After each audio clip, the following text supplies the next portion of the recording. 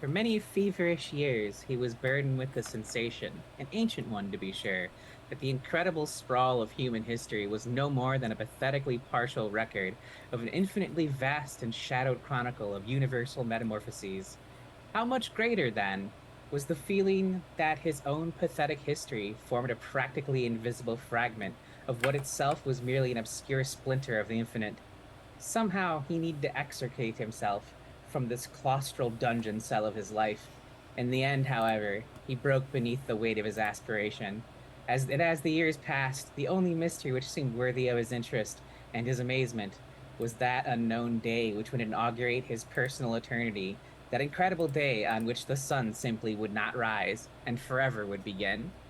Thomas Ligotti, The Nightmare Factory. Hello, everyone, and welcome to Public Access, a horror game set in 2004 in the fictional small town of Deep Lake, New Mexico, with our players investigating the missing public access TV station TV Odyssey, as well as other weirdness in the area. As a content warning, this game contains cosmic horror, graphic violence, ritual sacrifice, sexual desire, childhood trauma, and consumer culture. And our current active mysteries add thalassophobia, drowning, mind control, and the satanic panic, and some religious analogs as well. Severe discretion is advised. So, that all being said, players, would you be so kind as to introduce yourselves? Hello, I'm Jane, back again for another. I finally didn't miss a session between after attending one. And I will be playing Lottie Larkin, Larkin, who is just. I don't know how she is holding together through all this, but she has been though. But she has been the glue recently.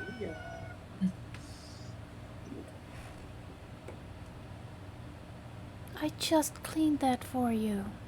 Sorry, my cat is complaining about his litter box. Um.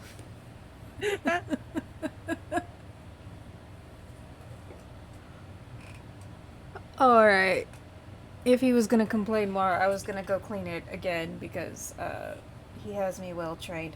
Anyway, hello! I am servant to a cat named Lucifer. My name is Rachel. I am Stolen Fires everywhere on the internet. And I play Isabeau Sanders, who is going through it at the moment. Literally. On multiple dimensions. And I'm Steph. I play Kato Fabiani. She's bad, but trying real hard. And I am Aaron. My pronouns are she, they, they. I am your keeper. Unfortunately, our wonderful Declan, played by Ben, will not be joining us tonight as he is in the literal desert himself right now. So, have fun, Ben. We miss you. We look forward to tormenting. Well, I look forward to tormenting you again next week. So we left off in the middle of a gremlin attack last week, so there's a couple things that got unresolved in the day phase. So let's pick up where we left off, which I believe Isabeau and Declan were en route to somewhere in the desert, drawn for some answers.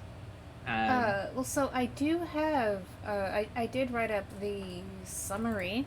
Oh, the summary. I'm so Ben wasn't here, and so I was like, oh, no summary. Steph, I believe you volunteered, dear. Would you be so kind as to read the summary? Yeah, for sure. I was like, Thank oh, you. are we ain't doing it? Fucking we roll? We're doing it. No, We're doing it. need I that forgot. Summary. I need that summary because I Yes. only remember just now that Isabu is in the chromatic test. right. Okay. Thank you, Steph. Lottie wakes up after working a job with her brother to discover an assortment of small medical files in her corner of the house. It could be anything. None of them have any label. Meanwhile, the girl has gone missing. At the height of the satanic panic, some teenagers were obsessed with a game called Serpents and Sepulchres. They'd meet in strange locations and play all night. It was secret, sexy, rebellious. The Black Leaf Society, as they'd call themselves, came to an end when Bastien Dare went missing and the subculture died out. Now, the Flyers have begun resurfacing. Interestingly enough, Bastien was friends with Declan's sister, Caitlin. She was a bit young to play S&S, but she got dragged to but she dragged Declan along as a chaperone. After Bastian disappeared, Caitlin wasn't allowed to go anywhere without Declan keeping an eye on her. That was years ago. Now, Declan and Isabeau drive down empty roads toward Loon Cabin, seeing everything around them as a staticky blur. Declan warns Isabeau that she, as in Jessica, regrets what she's trying to do here, but that doesn't mean she's going to stop. So don't go in the water. At least for now, she's played with. Isabeau says that she's not sure why they're here, but Elliot told them to be this place. Find what might bring them back. Declan wonders why Kato couldn't remember Isabeau, but Isabeau shrugs. Kato likes fucking with people. Who knows? But this is the here and the now, so we focus on the lake. Each of the cabins is delineated by a different scrungly animal, such as a raccoon, weasel, badger, or armadillo. They come across a functioning TV and VCR set in the Loon Cabin. Isabeau tries to examine the equipment. Smash cut to Kato and Lottie. Kato gives Lottie a ride to the police station. On the way over, Kato says she needs to make a call whilst driving. She doesn't now, and it's not going to happen. She calls Bianca, the industrial metal singer. Kato mentions remembering some stuff the other night, like all the stuff that Bianca pressured her into doing. Kato says there are people in her life that she would fight and die for, and Bianca isn't one of them. In fact, Kato kind of hates their relationship, and they're over. Kato hangs up, then screams in anger while still driving. At the sheriff's station, Bill Hanscom sits at his desk. Kato and Lottie say they're here to post bail for Cassie. Lottie tries to be polite, but Kato is Kato. This results in extra paperwork for them. While the sheriff's back is turned, Kato steals his coffee and accidentally burns her mouth. And yeah, no, my dog is whining at me to let her out because she's got no patience. I mean, my cat is also pestering me to use the laser pointer. This is the first time of day where animals are not pestering me. After he did a war crime in his litter box. Clearly, I have somehow passed the curse onto you, and will now enjoy. But I will be enjoying my freedom. If you need to step away to go let the dog out, that's fine. Okay, she can wait for like 2 minutes. Okay. Girl. Anyways, at the sheriff's station, Bill Hanscom sits at his desk, and Kato and Lottie say that they're posting bail for Cassie. Lottie tries to be polite, but Kato is Kato, and this results in extra paperwork for the both of them. While the sheriff's back is turned, Kato steals his coffee, but burns her mouth on it. Back in Loon Cabin, Isabeau examines the TV, which turns on. The Happy Jack theme song plays, and Happy Jack addresses both Isabeau and Declan. When Isabeau checks the TV, it's not plugged in. Obvious. Happy Jack references the Juniper family, which only makes Declan angry. The axe of Happy Jack seems to begin piercing through the TV screen. Declan, get the door, asks Isabeau as she begins pushing the TV cart into the lake. He's only too happy to help. But somehow, the axe nicks her, and now she's marked by Happy Jack. There's some Kermit-like flailing from a half-emerged Happy Jack as the equipment splashes down into the lake water. But Jessica doesn't seem interested in the TV or the puppet. After they wrap, they feel a pull out to the deep desert, whatever that means. Isabeau invites Declan to join her on a long drive to clear their head. Declan wants to do a quick search of the cabin again. He has a flashback of trying to corral his younger surviving siblings as he ushers them inside to keep them settled. Flashbacks of scattered shoes, random chaos, being the only one who took care of their siblings while his parents worked. He finds a diary with the name Jessica on the cover.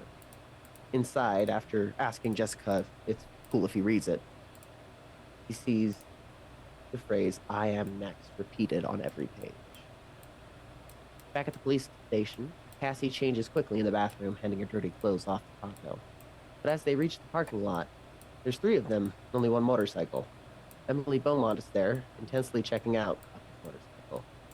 Lottie confronts her while Kato tries to stare her down, but that's not why Emily is there, and Kato struggles to keep her cool.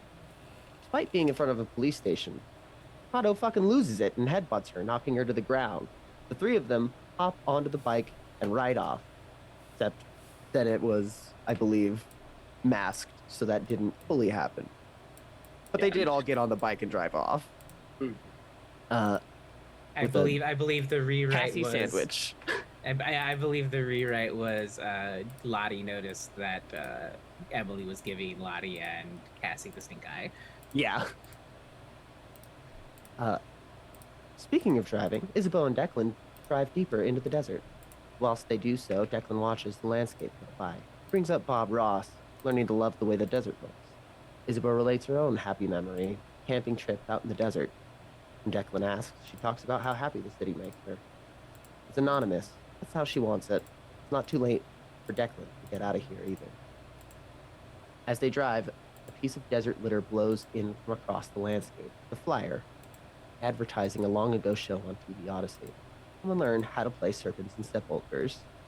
There's enough information on the flyer to provide some good leads. Doesn't answer any questions about mystery.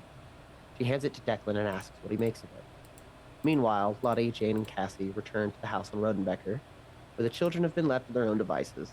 About as chaotic as one would assume, with the children about as well fed as one would also assume. They'd left them in the care of Casey, who got called away for a booty call and thought it fitting to leave them in their own care. Elliot asks after Isabeau and Declan, "Who?" Which earns them both a disapproving look from the child. Abigail mentions Isabeau as Lottie's brother's girlfriend, but Lottie doesn't know anything about his brother getting seriously involved with anyone. And she would know because she's heavily invested. Lottie wanders throughout the house, coming across a room that's not occupied, but has its fair share of clutter. Vision boards, law books, fountain pen, disposable camera, stuff like that. And a promise ring from Chuck Jr. Lottie recognizes the ring, but without any context to tell her what it means, she kind of freaks out. With one foot in the desert, she tries to remember any more details about the night and yells for Cotton. Do they have an invisible roommate? Yes, it's Declan. Lottie asks the kids if this is Isabeau's room. They say, yeah, and it's weird that you're going through all of her stuff. Lottie tries to convince Kato that they have a mysterious fourth roommate, but Kato is dubious. Lottie turns to the kids and asks what they know. Abigail produces a scrapbook that has a picture of Loon Cabin with old scratches on the side of the wall. And then gremlins attacked. Yes, there was an additional clue that got cut off by gremlins. It was a soggy Cabbage Patch doll, a picture of a soggy Cabbage Patch doll on the edge of the dock of Deep Lake was the second clue, because Abigail gives you an additional clue when consulted with photography related and videography related. It is in mention. there, in the keeper It is in itself. there. Wonderful. All right. Thank you so much, Steph, for reading that. And thank you, Rachel, as always, for your wonderful, wonderful notes. I'm gonna release the beast real quick. Yes, please go take care of Doggo. In that case, I will start with focusing on Isabeau then. Isabeau, you've been driving. The roads have long since vanished. Where you're going, you don't need roads. Look, I had to. But it's a nerd requirement. I had to make the reference. And as you drive out further, you see it looks like the most this feels a little mean. If you've driven around LA, you've seen well-loved motorhomes parked on the side of the road. This looks like one of those. But it's got very esoteric drawings, almost rudimentary cave painting style art all over it, and looks like weirdly looks like it would not be out of place in a prehistoric era somehow at the same time. What do you do? So overriding Declan's objections, because he's not here, so his player doesn't get a vote. That is right. He is a cardboard cutout yes man currently. What do you think? Yes. So Isabeau isn't quite sure where she is going, but she has this urge to pull over and knock on the door of the RV or the motorhome and ask for directions. Directions to Okay. where? We'll figure that out once the door opens. Of course. What could go wrong? So, there's a slow. You can hear someone like the whole motorhome creaks as footsteps approach the door, and the person who opens the door you recognize immediately. However, he is not. He's seen better days. The big man, his cheeks are sunken.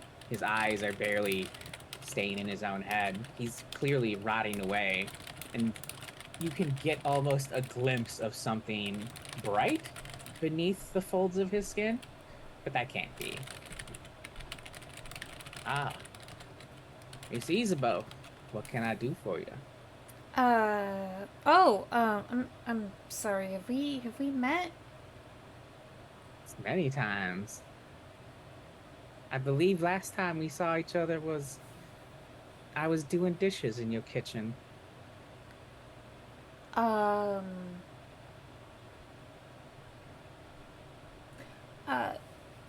right. I'm sorry. So Isabel doesn't want to admit, like, I have no memory of that? Oh, so you do. Isabeau does remember that. You don't lose any of your memories. People lose the memory of you. Oh, okay. Yeah, it's not two-sided. It is one. That's why it's really awful. It's one-sided. Okay. Oh, yeah. Thanks for doing the dishes. That's appreciated. Terrible tedious chore. I'm just trying to figure out how to get back to Deep Lake, to the town.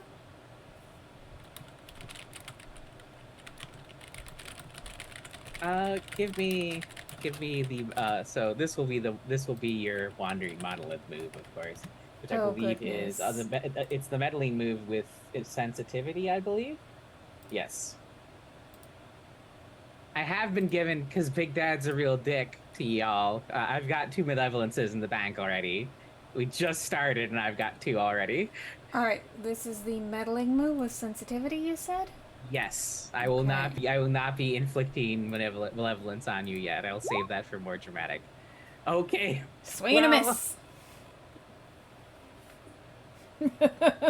Oh my lord.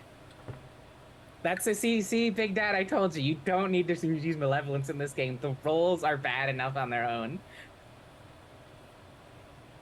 Okay, so here is what we'll do. He looks at you and is like, I feel like your friends have already figured out that answer, and I think you've been told it as well. But I feel you deserve something for traveling all this way just to see me. His way too large frame steps out of the door frame for a second. Do you look inside? I ask curiously. Yeah, she'll probably just take a couple curious glances. Imagine if you saw the annals of history laid out in kitsch, if that makes sense.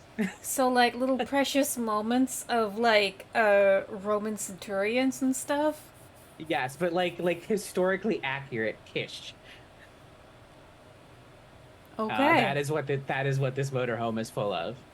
And he walks off. He walks to a kitchen table and grabs. Sounds like plastic clattering on his tabletop, and he walks over and hands you purple clamshell. You know what this is. It's an Odyssey tape. I don't know if this is a gift or a curse, Miss Isabeau, but I want to at least give you something. And he hands you the tape. Oh, I don't want this, thank you. Well, no, she's not gonna be rude. So yeah, thank you for the tape, but how do I get back to town? And I mean back to town. He puts a hand on your shoulder. You can smell the rot on him now. But it is not a threatening hand, I want to add. He just is, he's got some stuff going on. He'll be fine. He says, I want you to think about something that ties you to the town as you drive, and you'll get back. Focus on someone who matters to you.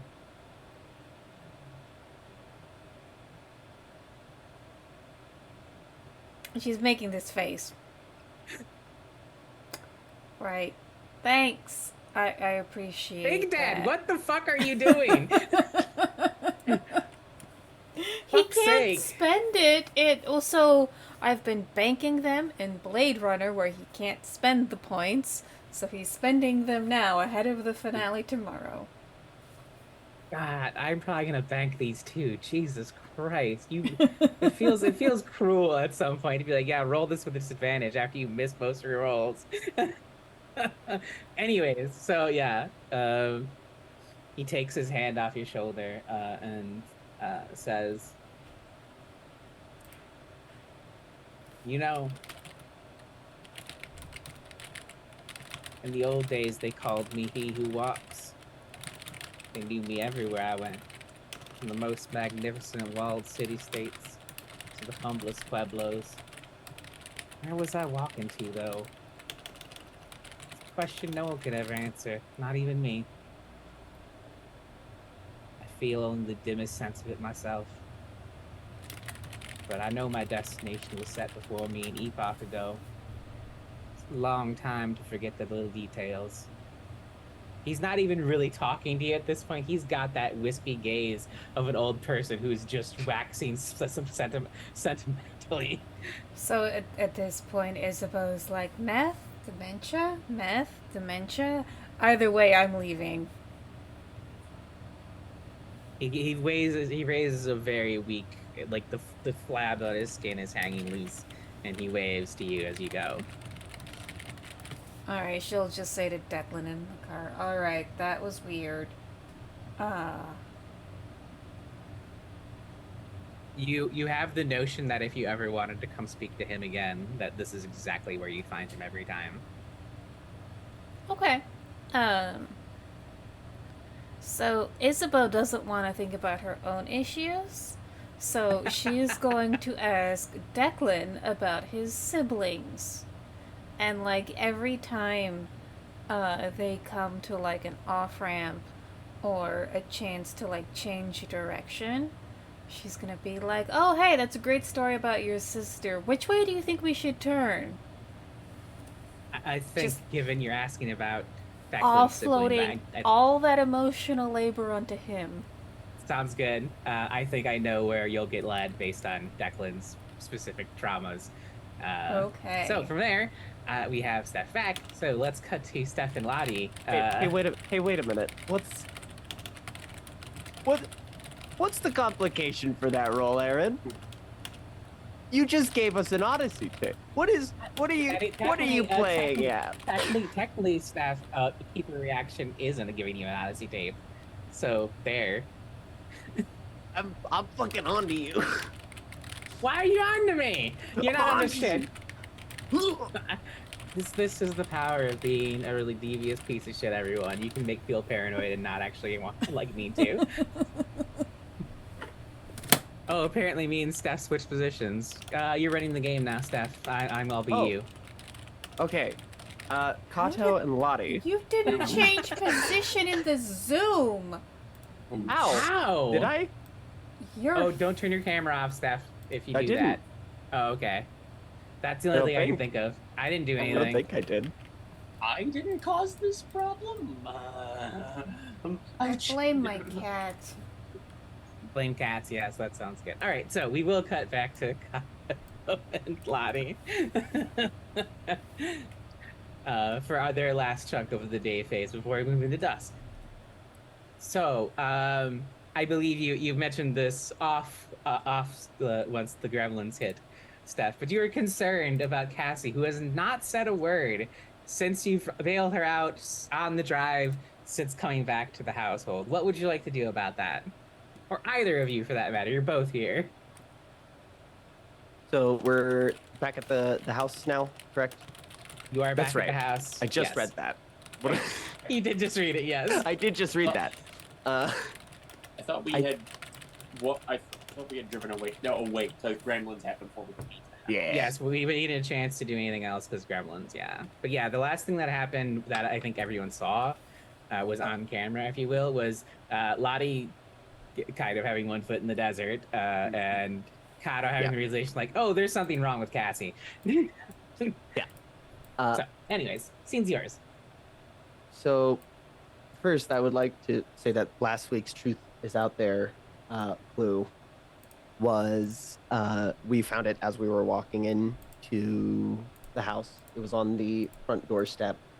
And it's a pig shaped dog toy with blood around its mouth with a note attached that says Cassie left this in her cell. So, with that in mind, I think Kato is going to take the bloody piggy and be like, hey, so Cassie, kind of walking to the room that, Kato's room where she had Mhm. Cassie staying. Kato is sleeping on the couch for now. And kind of knocks on the door and waits for her to reply or open it or whatever. I think it takes like a minute maybe, and then door opens and it's her. Hey, Hey, you've been be quiet. Everything all right? uh, I mean, obviously not, but besides that, she reaches into her pocket not sorry. She reaches into the bag that like put your clothes in if they like book you, and pulls out a news clipping. The fucking pigs gave me this. Um, it's a news clipping about her brother escaping from whatever facility he was locked in and murdering multiple people and Mhm. is at large. yeah, that sounds like a tactic that they try to use to shake people up, all right? Resurfacing their traumas just for shits and gigs. Yeah. Do you think he's here? I don't think he is Benjamin anymore. If that makes sense. I mean, Given all that we've seen, something that looked like Officer Barker told me to kill someone, and I did, so I'll believe anything, Otto. yeah.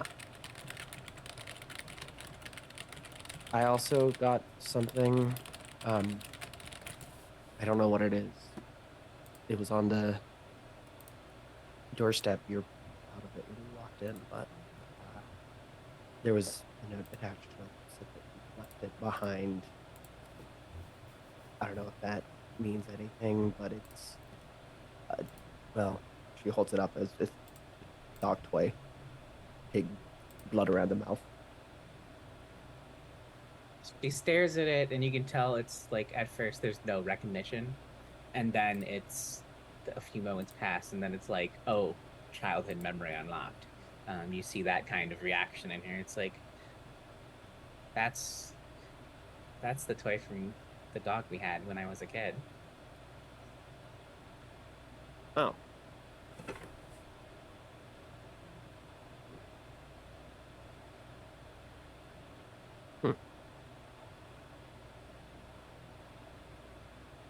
Where'd you get that?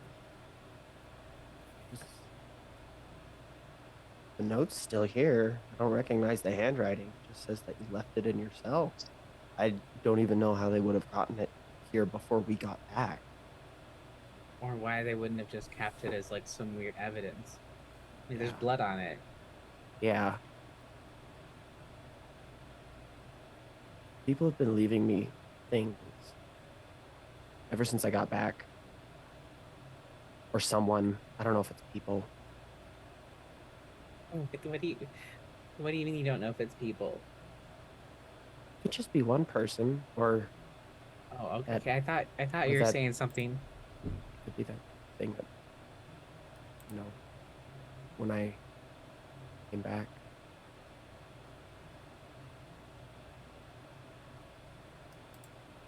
That's what I'm scared it is. I'm scared it's been following me ever since.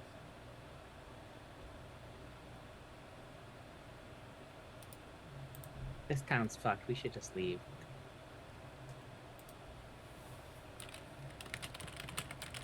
Yeah, maybe.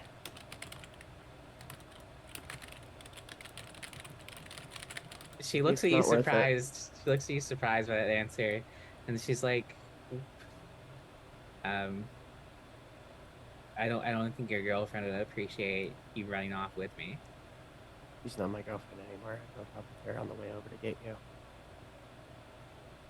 Oh, why?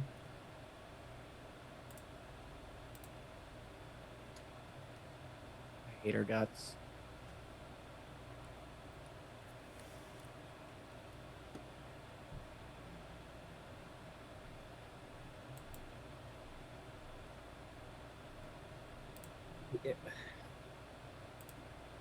She looks conflicted about what to say to you right now. I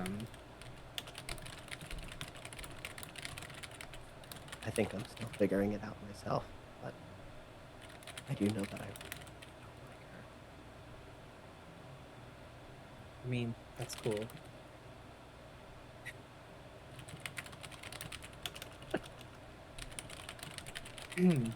Teenagers. Sorry. Uh, so, we're gonna step away from that scene for just a moment.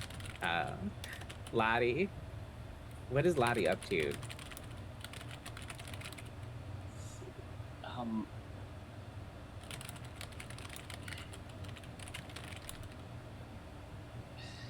sorry about delayed response, headache, weird, unexpected headaches.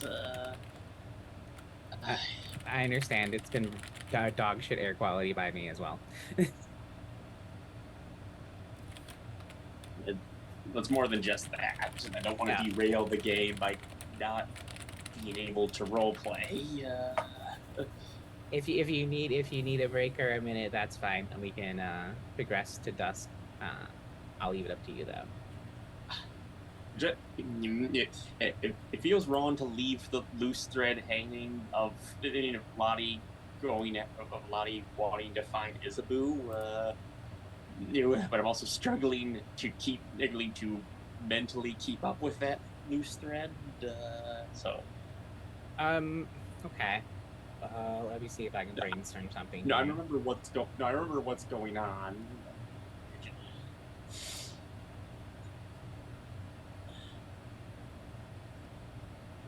I mean, you could, if you have suggestions, go ahead. Yeah, I was gonna say you do know that Declan's been able to communicate through electronic devices and the like. So I believe Lottie has a lot of that bullshit around, so that's a very easy avenue for you to be like ham radio. I would be fine with you saying you just have, not like in your corner of the house, but a thing you have. Yeah. So he wanted to use that narratively. I would like to use that. Right. She'd probably put it in. I figured she'd actually put it in her van and start driving around to try to see if she can pick up. Okay. I mean, like that. Yeah, you did take robot in disguise, so you do actually literally have a bunch of this electronic shit in your corner of the house too. Oh yeah, I forgot you took that, Lottie. Yes, you do. So yeah. So we're gonna call this. I already put them on the list. I think they're in your corner of the house already. Cool. Yeah, I just put them at the bottom. Oh, great. So the way I think All right, I think I was thinking about meddling move, but this feels more like a day move scenario.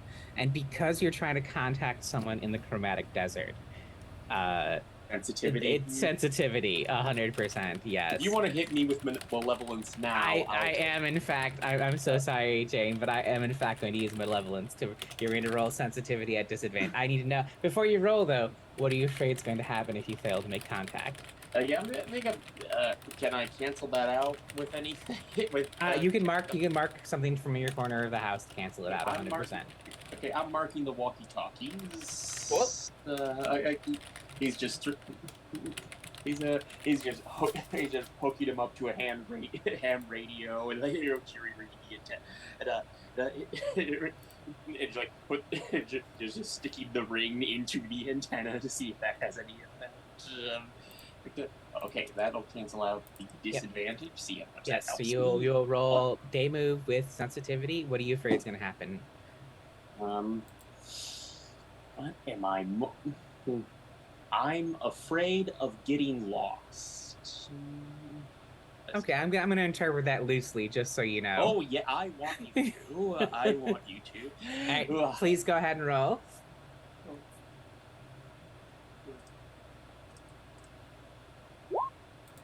Yeah. All right, mild success. That could have been so much worse. All right, so you're going to be able to.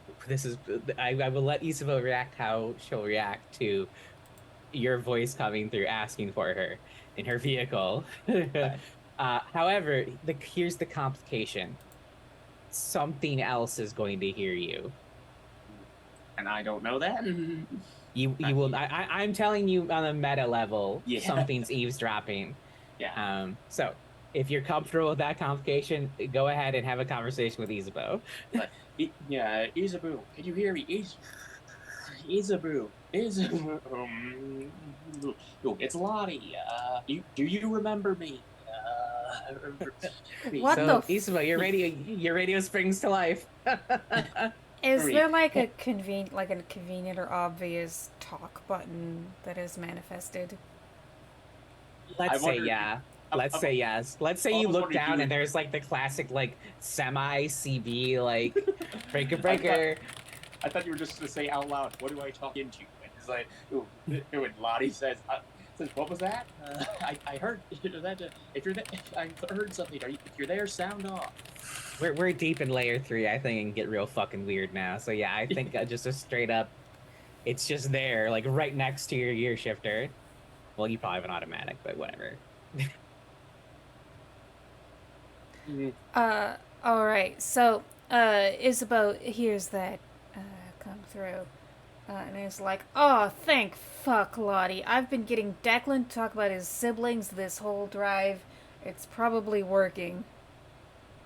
Stop the car. Holy shit, you're real. Oh god. I thought the kid. Oh god. Oh god, the kids didn't make it up. What the fuck is going on, Lottie? Okay, so you remember who I am? This is gonna sound really. What am I saying? Of course, it's gonna sound strange. Isabeau, I don't remember who you are. I found out your. I didn't remember you were living in the house. The kids remembered you and told me. That they told me and Kato. And I couldn't find any obvious evidence of your existence when I looked. So, except for the items in your room and the ring that definitely belongs to my brother, and he would never get and would. Hey, so I'm gonna cut you off right now. If you don't think I'm real, does that mean you're gonna stop trying to set us up? He's like, hey, what? Why would I do that?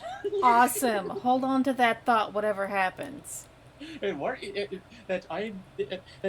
this is making a deeply confusing situation even more bizarre, even more awkward. I already know that my brother's in love. I already know that my brother must be in love with you. But who are What is happening?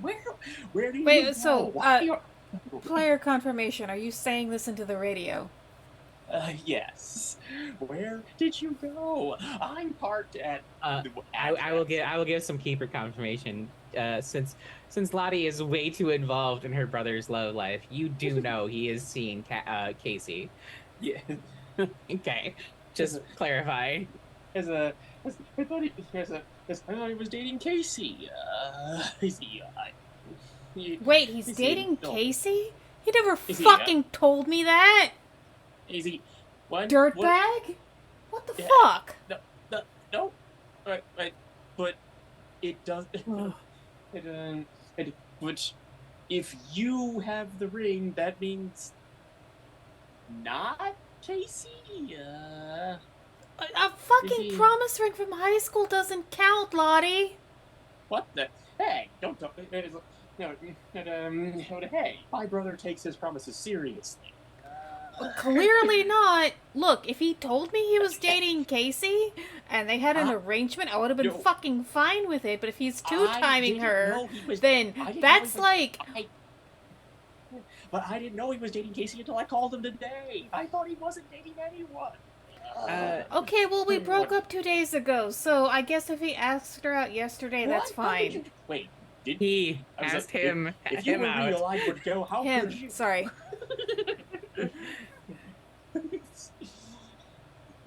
So Isaba, Wait, since I when won't is your make you- brother dating boys? Yeah, so Isaba, I won't make you roll for this now. You've already clocked that people have forgotten you. Now I'm comfortable with Isaba is putting you're not very smart woman. You put the piece together. Not only have people forgotten you, you've been written out of existence, and Wait. there's a new timeline. Wait, Lottie, is Kato there? No, she was less receptive to the theory that an invisible person was living in our house. Alright. Are any- apparently I'm the one crazy enough to believe it, which is... You hear in the background Isaba. Oh, never mind. Jane drove. Lottie drove away. Sorry. Are there any adults in the house? Yeah, of course the kids aren't anymore. They're definitely under Casey's with them right now. Alright, look, I'm gonna ask you to do a very weird thing. I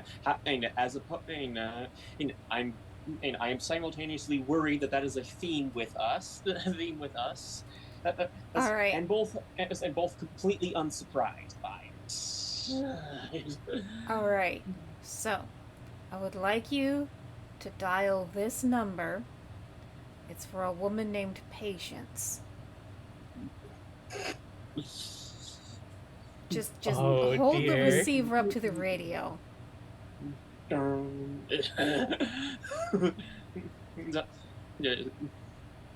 Ring skull times. Hello, Patience Head, president of the HOA. Can I help you? Hey, Patience, this is that trailer trash from 20 years ago. I'm buying your goddamn house. You can't see her, but you're pretty sure she has looked at the receiver of her phone quizzically. Who? Yeah, it's Isabeau Sanders. I'm gonna own the entire block before the week is over. Is this some prank call? It feels a bit late in the year for this, don't you think? Alright, Lottie, hang up. You seriously use the fact that you have disappeared from this plane of existence as an excuse to prank call an annoying neighbor? No. I prank called the biggest bitch in the neighborhood who absolutely would not be able to keep her cool if she remembered who I was. Yeah. Well, Although, Yeah, if yeah, she kept her remembers cool me for- when I get back, that's going to complicate things. Well, whatever. as opposed to anything else, the other complications. Oh my God, what is happening? How did you come? I need you to come back because I need you to come back because I feel like my brain is splitting in two. Okay, well, your brain, not my problem. I have problems of my own. Declan, My- tell me some more about your little if we are sister. supposed to be friends, Also, left my or right? problems would- Hey, Isabu, I know from experience that if you are my friend, I would make my problems into your problems. Don't you pretend that I don't. In the back of her head, Isabeau's like, we're never friends. You were my boyfriend's annoying younger sibling. It's like, But she never says that. Instead, she's just like, okay, look, I'm trying to get back. If you can help, help. If not, then I really need to get off the radio and focus on driving. So Okay, as you say that, Isabeau, you pull up back at Deep Lake. Your headlights of your vehicle focused on the Loon cabin. This is where Declan's sibling memories have led you. Oh, god damn it. Mm, That but, TV's back, isn't it? I think it left. Alright, look, Lottie, I'm gonna leave you here. I need to go into the cabin and check a thing. Look, hey, here's the thing. Will you and Kato and whoever else drive out to the lake, Loon Cabin? And do you have a purple? You want me to go to the place that almost ate my brother? When he went for a swim. If you don't go in the water, it'll be fine. But look, do you have a purple clamshell VHS tape anywhere in the house? Yeah. Yes. All right. Yes. Okay. Bring that to the cabin. Bring whoever else you want. And then we're gonna play the tapes at the same time. Okay. That's okay. I guess that maybe that'll open a portal to the TV dimension. You can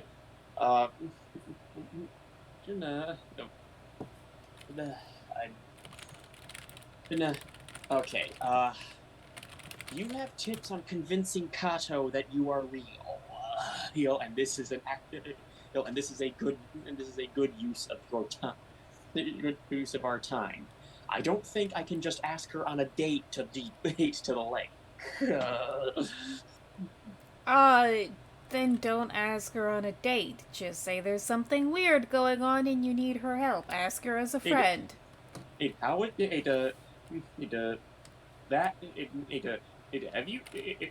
Have you seen me? That is a date by my standards. Do you Oh, plan honey. to fuck her in the honey. cabin? Yeah, fine. I'll figure something out. Look, It's like, if you don't plan to fuck her in the cabin, if you're not hoping to fuck her in the cabin, if all you want to do is just watch a goddamn tape, it's not a date. You can ask people for help without it getting sexual. I don't put out on the first date. Yeah, that's not what your brother said. And that's when she bails out of the car. Nice. Okay.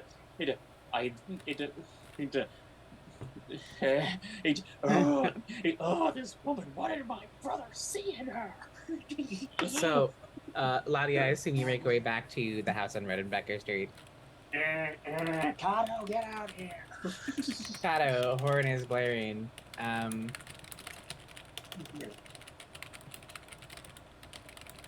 Uh-oh. Steph is frozen. No. I know, Steph turned and froze.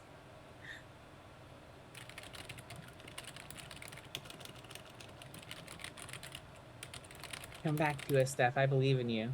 Oh.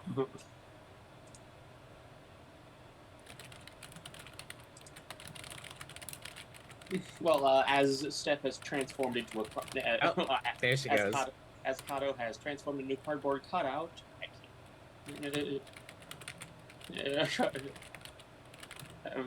And she's I don't back. know. Okay, Zoom just crashed. That wasn't even my internet. It just died. Well, since Kato transformed into a cardboard cutout that says yes to everything, we are now on our way to Deep. So I'm gonna cut in on this dialogue. Also, Renfield's an amazing movie. Your parents have good taste, Steph. it's half an amazing movie in my opinion, but it's All right, Aquafina is the worst part of it. Okay, side. We're not. I will not let this get off the rails. I refuse. ADD is not in full blast tonight. But So, Nick Cage is yes, Dracula. I know, and they deep fake him into the old Bela Lugosi scenes. It's so fucking funny. Oh, I didn't know Anyways, they did that. damn I it, gotta go see no, it now. No, stop it. Stop it. You're not doing this to me. Okay, so, Lottie, you honk the horn. Kato, you come out. I presume. Yeah, after, awkward, like, just hanging out with Cassie, being like, okay, we're fine. We're chilling. Yeah, she like the vibe is very much I want to say something about your being single now, but I don't think it's the appropriate time from Cassie's end. I mean, I think that they probably walk out together because I don't think Kato Okay. would want to leave her alone. And I think Cassie is back now, correct? Did we say that in the last one? Yeah, I would assume Casey is back now after Yeah. his wonderful booty call with Lottie's brother. Like, as we're walking down, Kato's like, Casey, if you leave the kids alone again to get your dick brown, I'm gonna kick your shit in, buddy. Okay? Not Hey, cool. Hey, I'm angry too for reasons beyond Fish. that. Casey fishmouths like, yep, cool, I'll be here. Thank you. Why? I knew my brother wouldn't date a wet blanket like him. I mean, No, to be clear, Kato just inferred that your brother bottoms. Yeah, 100%, and also Casey just confirmed it. That is not. I mean, honestly, like Isaba's character also suggests that Chuck Jr. is a big fucking bottom. I mean, Lottie has. sometimes people are totally different behind closed doors. That's true. You can yes, behind closed doors you can get your freak on however you like. I'm just saying, a lot of times personalities show up in real life in the bedroom. Also, the reverse that. Anyways, way off topic. So he's a damsel in distress. How none of this is shocking information. Anyway, hey, wait. Hey, Kato, I need you. What? Oh shit. Yeah, but oh god, this is stupid. Okay, we have to talk about a very important thing that the two of us need to discuss and address and act upon. That's typically how discussions work. Or yes.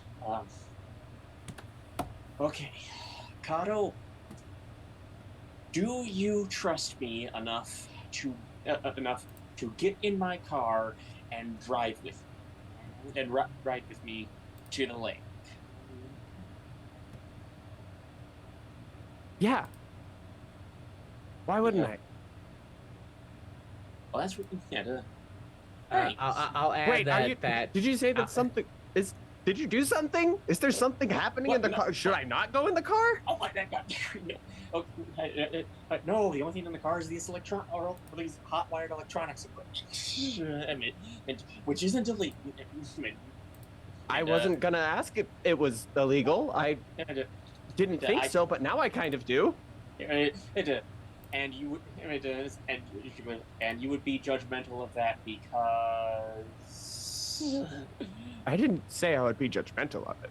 Oh, thanks. Just that I wasn't thinking it.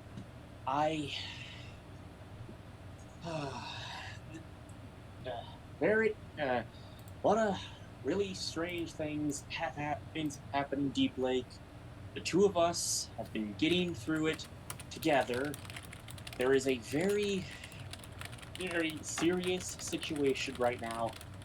And I don't want to be alone on when I face it. So would you please? So would you like to face it with me? I mean, I probably wouldn't like to, but I will. Thanks. Cassie, do you mind coming along? I don't. So Really Cassie wanna leave literally you has her alone. hand raised, like I'm here too, you know, like looking at Lottie, like I'm right here. Oh yeah, you can come too. Kato was the one. Yeah, Kato was. Oh, I thought this would be really hard. Kato, we're riding your bike, right? No, no, I am not getting on that thing again. You don't Somebody's have- sitting in You don't stupid have. You can. We can drive separately. That's a thing that exists. I have my license. To be clear. Just because I use it to do reckless and dangerous things doesn't mean I don't have it. Yeah, Cassie, you can come too. Oh, grab an Odyssey tape. Grab one of the purple tapes while you're at it. Okay. Which tape are you grabbing? Which one is the closest to the door? What? Really? It would be that one.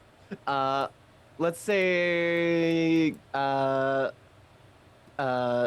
BlackRock, because I helped Jazzy with that one and I like it a lot. Okay, Ghost Gals 3, Blackrock, Pure White Labyrinth. Ooh. Okay. Okay. So I do want to clarify one tiny thing. I believe Isabeau told you to meet her at the cabin. Now, you will realize these cabins are occupied. So if you bust into a girl's cabin to watch an Odyssey tape, you have a problem on your hands. It's a. However, you do know a camp counselor at there. Kato might have her number, actually. Wait, Jane, are you asking me to call Emily right now? Is that seriously what you're putting on me? Do I have to do this? Yeah. I can do it, but she might think I'm flirting with her. How am I? I'm not flirting with her. Let me be clear. I do not. That is a whole horse yeah, girl and a half. I can't deal with that. I'm a motorcycle girl. That's like the mechanical version of a horse girl. If you get two of us, it's done. It's over. Do you understand? Okay. Okay, Kato, I will take point. You hold on to the tape. You hold on to the tape. Maybe find that tape and find that TV. Do not jump in the lake. Why would I jump in the lake? I didn't think you would, but I have to be sure because you are just carpe diem personified. I don't speak Italian. I'm afraid you never change, Kato. I'm off. I'll get. But I've been trying to this whole time. Oops.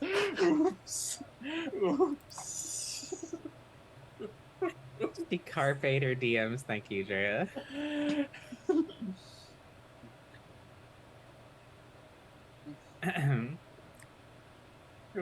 Yeah, we drive to the lake.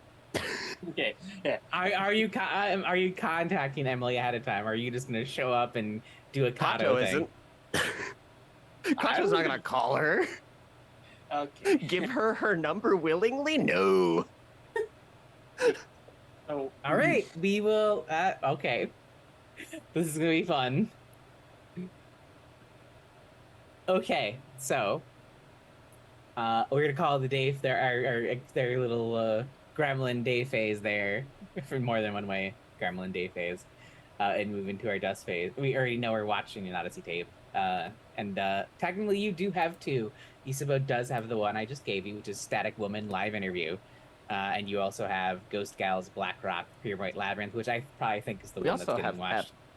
Yeah, but you didn't bring it with you. Is my we did point. not. Yes. So I'm gonna go ahead and assume it's the Ghost Gals you're watching tonight. So It is supposed to plan is for them to watch the same tape at the same time, and somehow that will get her back. Okay. I love Isabeau's checks here. I appreciate it. Um, okay, so we are watching an Odyssey tape. Let's talk about answering some questions because you all have a lot of clues and many a question to answer. And also, because you are at Deep Lake, if you answer the Deep Lake Yes. question, you can also potentially resolve that mystery tonight. That would be awesome. Yeah, they. I will say, Dog told me to, and Deep Lake Liquor have been active for a hot minute. So let's talk about clues and that fun stuff. So, Speaking of Dog told me to, I do have a truth is out there clue that I get to assign.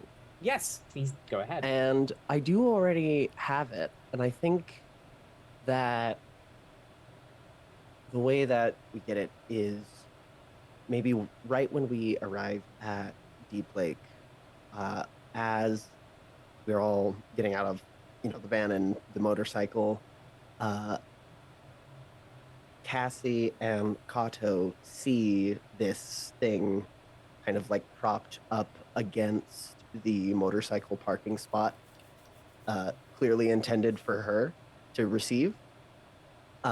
It's a plastic cassette case with a custom cover. On one side is what appears to be a portrait of Kato drawn by someone young. The other side is a drawing of Cassie surrounded by intricate designs of engine parts, phone book pages, pig skeletons, cloves, and hearts. The tape itself on the inside is destroyed. There's a crude drawing of a middle finger captured "Don't keep in touch" in Bianca's handwriting taped to the inside. I fucking love this clue stuff. That's real good.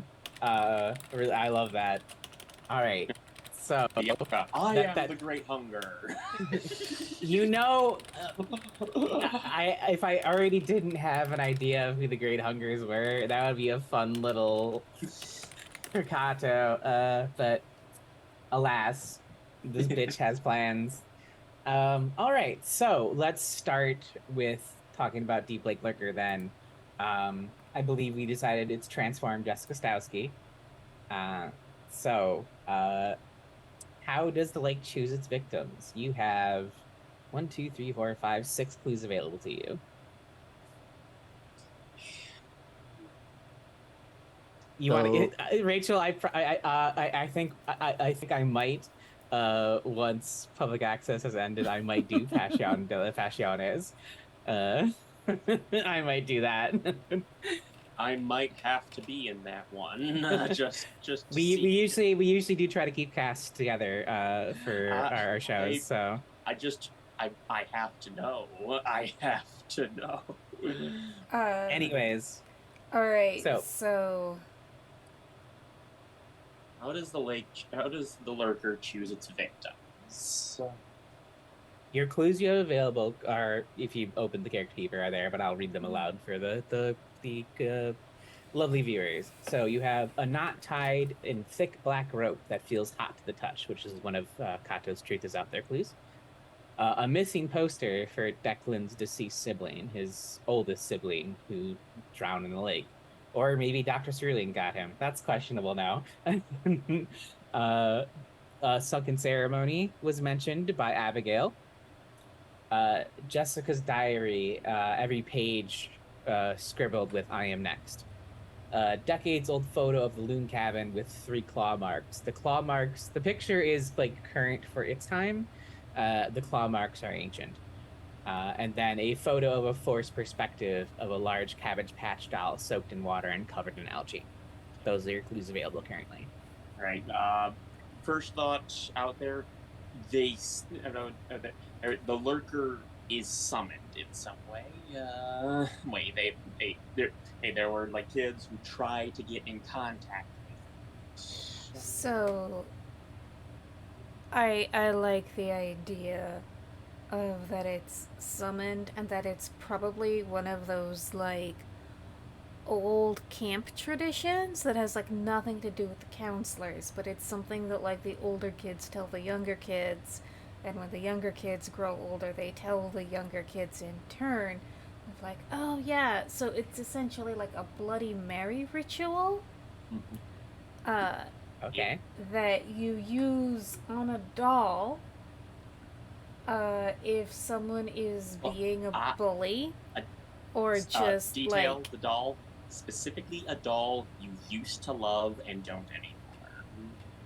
Or Cabbage Patch, they just grew out of it. or a doll that you steal from someone. You steal the doll from someone who still brings Oh. dolls, who still packs them to go to summer camp with. Mm.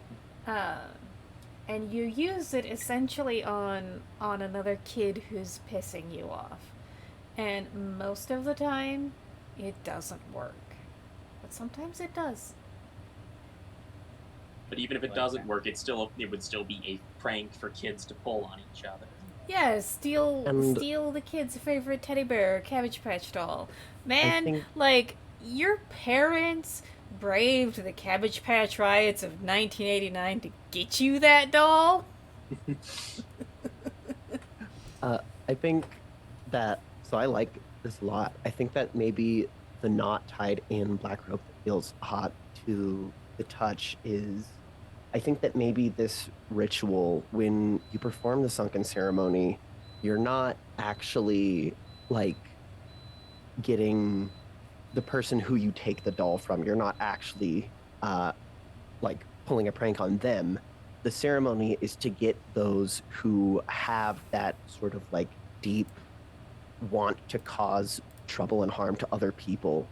So by stealing that doll, it is kind of signifying to the lake, like, hey, this person is incredibly petty and rude for no reason, purely just to be mean and nasty. I like And that as I think well. that I, the I claw like that. marks kind of I goes like that. along with that because of how ancient it is. Like this is an ancient ritual that's been done for a long time in different varying ways. And the reason that the Cabbage Patch doll is soaked in water and covered in algae is because the photo is taken by someone who the it was chasing after them. Jessica was chasing them. She's a transformed monster. I think she transformed into the Cabbage Patch doll that she took. So whatever the people take from the ceremony, they become that thing. And because her diary was reading I am next, she was kind of going through that transformation slowly. Like it wasn't an instant thing, like, surprise, you're a Cabbage Patch doll. It's you're waking up and bits of you are made of felt. Uh, I like Nice. I like the detail, but I like that one additional detail is that it's not the ritual itself that singles you out. That's not a out. It is that when you call up the ghost, it's angry at you. And you that it the ghost is that the lurker is that you make yourself known to the lurker, and the lurker just chooses you because you when you are because when it meets the right petty vindictive person that really pisses it off and decides that's the person I want to put this curse on. All right. And after being stuck at the bottom of a lake for multiple years, you could get pretty angry. You can get pretty angry. A baby. Kitty. All right. So black cats are good luck in all the streams on Stolen Fires channel at least. Adopt black cats and black dogs, y'all. They are the least adopted animals. Anyways, so Part used of to have the why I black I like cat. this decided to theory. go for a black cat when I got this one. Well, Drea, I want to point out, just so everyone knows, you can almost never roll answer a question with advantage or disadvantage, except for the Deep Lake Lurker because of Declan's supremely against all odds disadvantage ultra success roll. But I only am if he rolls it, though, is what we decided. so since he's not here, I'm inclined to still let it ride because I don't want to take it from him. and like being like, oh, you can just back it for another mystery feels a little lame, narratively speaking. So I'll say the reason Declan was going to get advantages, what his part of resolving this mystery was to dive down and retrieve his siblings' remains. So, one of you, if you want to use Declan's advantage, one of you will have to take Declan's place and dive down to complete the ritual. I would be down for Lottie doing that. Okay. The question is, do we want Lottie to be the one going down into the lake, or do we want her to be on the beach watching a water-soaked Kato climbing out of the lake slowly?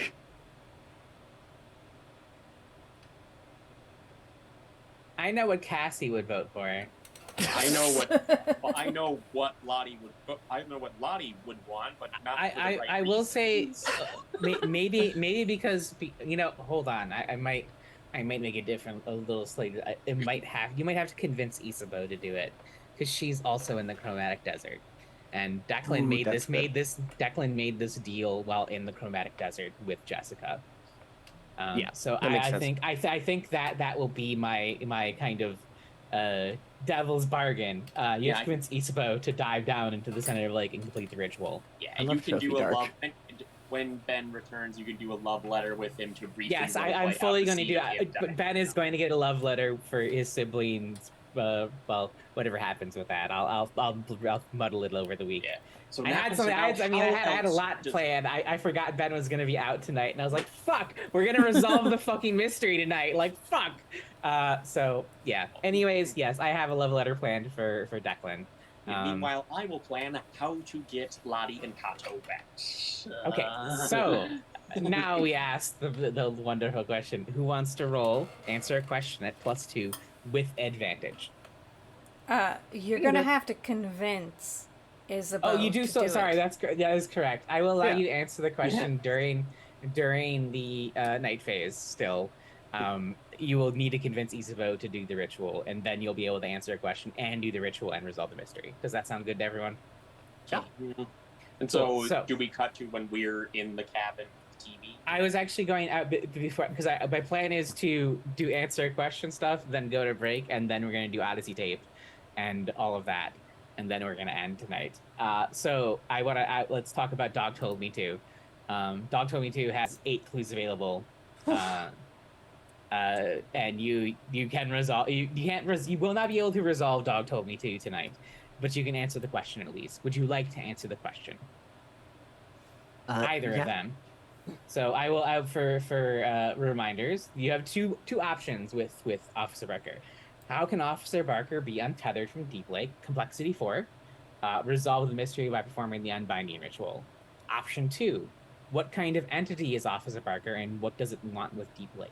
Resolve the mystery by negotiating with the entity in exchange for its departure, or by luring it to you, then capturing or destroying it. That's complexity 6. The difference between the two: if you do the lower complexity one, Officer Barker will not be gone for good, and I promise you he will show up. If you do the higher complexity one, Officer Barker will not return as a threat. He will be gone. I'm really okay with either. I like the idea of that the part us figuring out this ritual gives us gives us insight into the ritual with Officer Barker. I like that too, and I don't think Kato would be okay with leaving it like a loose thread given all that's happened with her and Cassie. Yes. Okay. So, let's pitch your theories, and we'll have a couple we'll have at least one answer the question. Yeah, Lottie only got attacked by Officer Barker once. Clearly, we need more screen time for this villain. You do still have to go through resolving the mystery, so we're just answering the question. So you have a plethora of clues available right now. Mm-hmm. You have a large canine tooth, blackened with decay, vomited up by Benjamin Williams, and now deceased. Thanks to Cassie. And a letter Kato. And Kato, yes. Tag team. Not the tag team he wanted. No, not at all. A letter from Ellen Gibson to Cassie's parents warning them not to let their kids get exposed to Officer Barker. A sand dollar with coin-like designs on each side, an eye gazing into you on one, and the same eye undergoing mitosis on the pupil on the other. An active ecosystem in a jar. Both of those are truth is out there clues. A patient room with a medical chart bearing a name that is nearly unpronounceable, describing a psychiatric patient with violent outbursts and delusions of being a crime-fighting dog. This is Officer Barker's true name. A body cam with footage showing an officer illegally entering the road in Becker Street knowingly and making an arrest on Cassie, delivered in an unmarked envelope to Kato. Pig-shaped dog toy with blood around its mouth, a note attached that says Cassie left it in her cell. And finally, the one, the fucking masterful clue, Steph, a plastic cassette case with a custom cover. I won't do it again because I'm not going to do as much justice as Steph did. So, let's hear them theories. I'm curious. My first thought that probably won't survive revision is the idea of being being in the ghost of Benjamin Williams, but that really wouldn't add. So, I That kind of want to totally go super Gnostic with this. Officer Mhm. Barker is not a person. It is just when someone is incredibly justice-minded, they are visited by the spirit of Officer Barker and become Officer Barker. So, like, Patient's head is a candidate for becoming the next Officer Barker. Oh. Oh, so But all yeah. of this is Officer Barker seeking a potential host. Or so So we like have to give him patience. Or like, yeah, because like, so the patient in the have to. medical room was visited by the spirit of Officer Barker, but then the spirit departed and found someone else. That's why. Oh. He- And maybe probably because- the canine tooth that was blackened and vomited out, that's like a sign that Officer Barker has rejected you as a host. Sure, yeah, I love it. So like Cassie's vomited one up at this point too by now, probably. Yeah, Or is now- going to. Now I am picturing this as a much more supernatural version of Officer Barker being a mascot costume someone puts on to be a serial killer, and then and then different people keep putting on the costume. I mean, It's- it yeah, could be the sorta. thing that could be the thing that like visits you. The spirit of Officer Barker has been visited upon you. You are now Yeah, Officer and- Barker. And Barker likes kids, not Oh. necessarily a good way, but he likes Yeah. being around children. Keep in mind our lines and veils with that thought Yeah, process, yeah, please. I need justice I connected. knew what you meant. I to want to make sure we toe Yeah. the line there, please. children. I like justice. I like you get justice minded. So of course. Oh, well, there so is- that's what the sand dollar is all about. So the eye on the one side, the eye of Officer Barker has fallen upon you, and now you get the 2-in-1, the 3-in-1. We're just Oh, he divides bastardizing. inside you. Yeah, no, it's super fucking Oh. Gnostic. So finding the sand dollar is like the thing that that's like, yeah, you're next to be inhabited and like sussed out by Officer Barker. And then if you're not chosen, then you get the tooth thing. And The if you're spirit- justice minded, you get visited to begin with. So And- maybe the body cam footage shows like the sand dollar in that cop's breast pocket. Oh, after he breaks it and takes Cassie, he has it. He took it. Because it was it's your clue, so it's obviously in the house. Yeah, so like it Okay. shows him taking the sand dollar. Okay, I like that. I like that. And I know how to tie in the ecosystem in a jar. This might be too early to use it. But got the idea that someone made Barker. That Barker isn't a spirit that existed in Deep Lake before. It is something that someone created to fulfill this particular purpose. Is under some deranged ideology that this would somehow make it somehow make Deep Lake a better place. So the letter from Alan Gibson then, because he is the creator of Officer Barker, maybe he actually made the spirit version too, but he was trying to make like a much kinder sort of justice-oriented person, but the ritual went wrong or something happened, and now Barker is here. So instead, Or so he just Alan based it basically on- sent these letters to everyone, like, "Hey, Yeah, don't fuck dog." or he just mistakenly based it on 1980s morality, 1980s Reagan era morality, and then was surprised when somehow that could be turned somehow that. Surprised that, oh no, the people who said that Jason Voorhees was a metaphor for Reagan were right. That Barker just turned into that. Barker just absolutely was that draconian. I do want to step in and say that I've always hated that slasher notion for like Reagan, like the Reagan parallel, because it's only straight people that get murdered. Yeah, I know. Way oversimplified. Yeah. Mhm. Anyways, please, you have 2 clues left if you want to use. They are the 2 that Kato added this set. Well, technically the last and this session. So I think we have enough. I'm okay with saving those. there's no reason point to in save saving them. them. Yeah. Oh, This is the last it's- question. This is the last question. I think that the pig-shaped dog toy is, as Cassie said, it's from their like childhood dog. I think that maybe this entity takes like when it finds a suitable host, like Benjamin Castle was originally, it then takes something from that person's life as a memento. So maybe it like a trophy kind of. So it took that dog toy, and now that it's searching for someone else, it has come back somehow. Maybe whoever is leaving these things was able to find it and give it or whatever. Yeah. But this was a trophy that Barker took. Okay, I like that. I'm And- very curious about the cassette tape. So the cassette tape, You have an answer for this? well, yeah, I wrote it. Okay. Let So- it fly. I'm so curious. It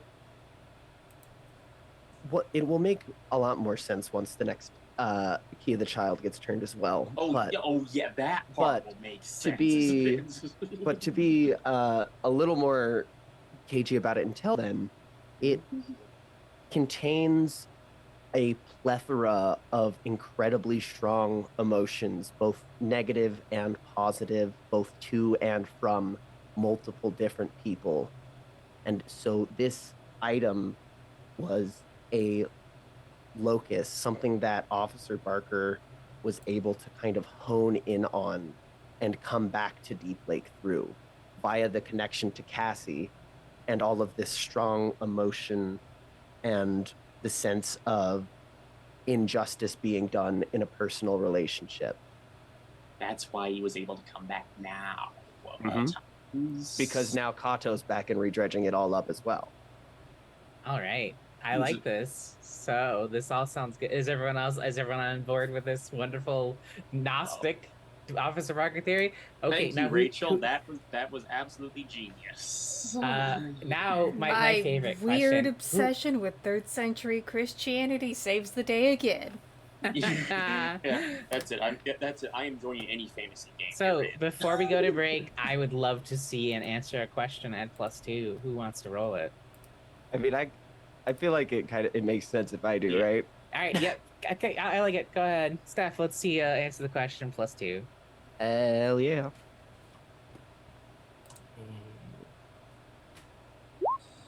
Woo! Oh Holy shit! Holy shit, Steph. You answered that. You answered the hell out of that question. Oh boy. All right. That's a hell of a roll to take a break on, everyone. We'll be back in 10-ish minutes with our our night phase and Odyssey tape and another answer a question and the resolution of Deep Lake Lurker. See you all soon, everyone.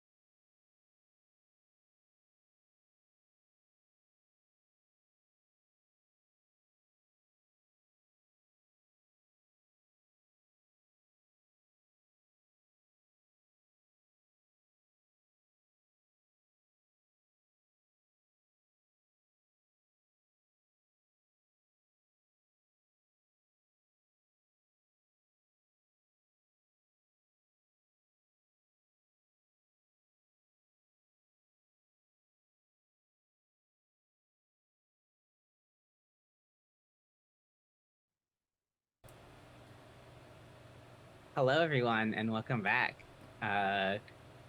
Let's hop right into it. Also, thank you for those lovely puns, Trail. Those were top notch. You're the top dog of this chat.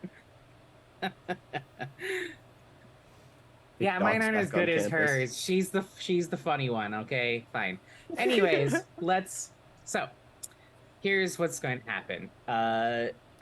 Isabeau and Declan as a cardboard cutout, yes person, are already at Deep Lake, already at Loon Cabin. Kato and Cassie and Lottie will arrive there. Now, because I am a benevolent and kind keeper, I'm going to ask either Lottie or Kato to tell me odds or evens, please. Oh no. Evens. Evens, okay. Let me just get this little d6 here. You are a lucky NB, Jane. So Kato and Lottie and Cassie make their way towards Loon Cabin, kind of knowing like this might not go the way we think it's going to go. You knock on the door. No answer. Test the doorknob. It's unlocked. No one's in there. It must be, Then you hear off in the distance the awful sound of people singing Kumbaya around a campfire. And you realize, like, oh, tonight's some sort of communal camp thing. So the camp... They are camping and singing the thing you sing at camps. It was like, hey, what? I didn't. Yeah, what? I didn't go to a sleepaway camp. I didn't like I didn't like dirt. So the cabin. God damn it, Steph. I thought you were the cabin is vacant. There is the TV there. Isabeau, I'll ask, have you already turned the TV on? So what has happened is she's walked into the cabin, seen the TV card. Of course it's back. Taken out whatever tape is in there, put the one she got back in, but like halfway in? Like 90s kids understand it's halfway in. Yep. Yeah. Make sure that it's plugged in this time. And then she will go back out to the car. And actually, while she's out to the car, she's going to sort of maneuver it so that she can turn the car radio up to hear what comes in. And so she's like, alright, I've got the tape into position. Did we get raided? No, we have a first-time chatter. Hello, Yeah, Android Usagi. That is one of my VTuber friends. Hi, Usagi. You are more than welcome to lurk. Or spam emojis, as you wish. Both are valid. Both are valid. Yeah, so she's gonna drive the car up to the entrance of the cabin so she can still hear the radio. And then we'll go back and say, hey, I've got the tape prepped. What do I do next? So, Kato, Lottie, you walk into the Loon Cabin from the TV, which was just static when you first walked in, flips to very much similar to when you're interacting with Declan in your house. It shows the layout of the Loon Cabin from like this camera perspective, and you see, well, you don't recognize her, but based on the voice, Lottie, you assume that's Isabeau. You hear her, you see her. Isabeau, is that you? Hey, that rhymed. Wow, you were. Wow, I didn't know you were dressed like a lawyer. Well, I'm not appearing Wait, before a judge, so I figured the jeans would be okay. You two know each other? Kato, meet our invisible roommate. Who... That's not Declan. Declan is No, there. Declan's Declan is there here. as well. Wait. Declan? Wait, that is Declan. And Wait. he'll recount that Isabu is real, but when she got sucked in, so did our memories of her. Huh. I managed to find her using the ring my brother gave her. That's What? No, Like a I don't- dowsing rod? What's a dowsing rod? This is a stick. This is a stick you point around and it finds water or something. Does an antenna? Cassie says the Kato. I think that's what Casey does to Chuck Jr. Actually. Oh, you I- know what? That's true. It's Declan. It's like time If I've and under the- place, Cassie. Time and place. To Declan, Isabel mutter, I really love how my identity in this town is rather tied up in the fact that I grew up poor, that I was fucking this one guy in high school. Cassie's like, I'm sorry, whoever you are. Sorry. No, I probably wouldn't do the exact same joke. It's the exact same joke. Joke about my girl. All right, so look. I guess let's. Can we just coordinate the tape, or is there anything else we need to do? I don't. Gato, Gato, I'm sorry about kind of assuming you wouldn't believe me unless you were right here. Wait, believe you about what? Yeah. About Isabu, that she's real, that the kids weren't making that up. Yeah, no, I didn't. I fully didn't believe you. You were right. Yeah, yeah. Oh. All right, no, all right. Oh.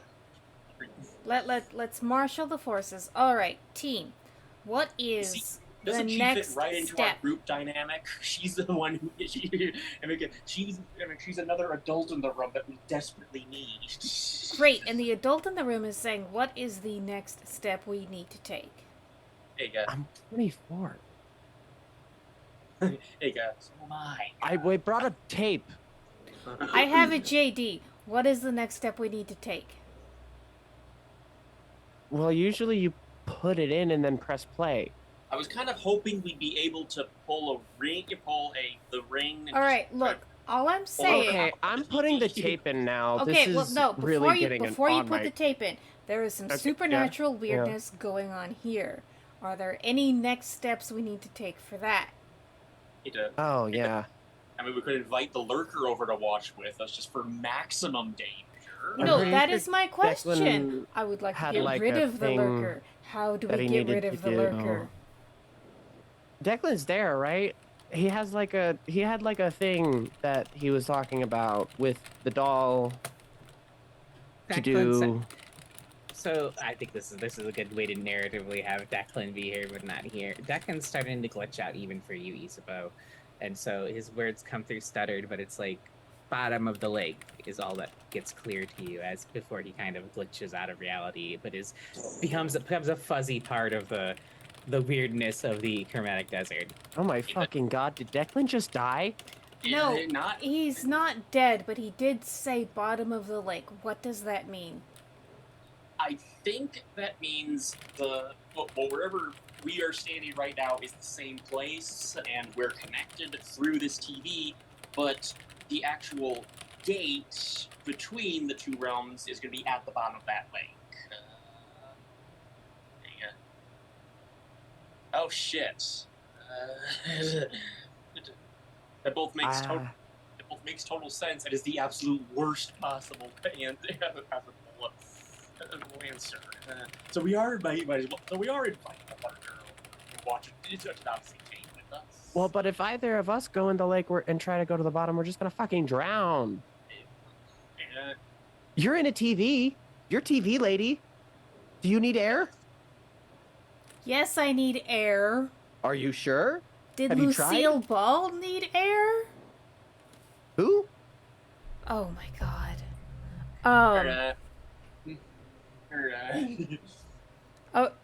Is it really necessary for me to go do this? I don't want to drown to death in a lake. Well, You neither do want- I. You're a want, TV. I don't want anyone to get stuck into another dimension trapped inside a TV. I'm also pregnant with Chuck's baby. What? What? What? Huh? Do you still want me to drive to the bottom of the lake? But he's Or swim to the bottom of the Chuck lake? gets plowed. Isabel, I'm gonna need the That day doesn't- move to sell that big fucking lie. Oh no, it's totally a lie. She's got an IUD. She's just testing them. God, Presents? Presents, 100%. I'm gonna use them another. Oh, never mind. Okay. I have a feeling I know what your worry would be, that they're going to figure out you're full of shit. Exactly. Lottie, No, if she's bad news, Lottie is choking to death. she's clearly testing them to be like, does this change your calculus on if I should go swim down there? So I will say the complication here. You know what? Here's a question I'll ask. Did they use protection when they banged? Isabeau is not lying about having an IUD. Okay, cool. We're good then. I'll just put that complication away. So the complication, static baby, indeed. Oh man, that'd be really fucking good. That would be such a Stephen King style. Yeah, really. He'll twist and is so surprised the baby that was visited the other dimension is the MacGuffin now.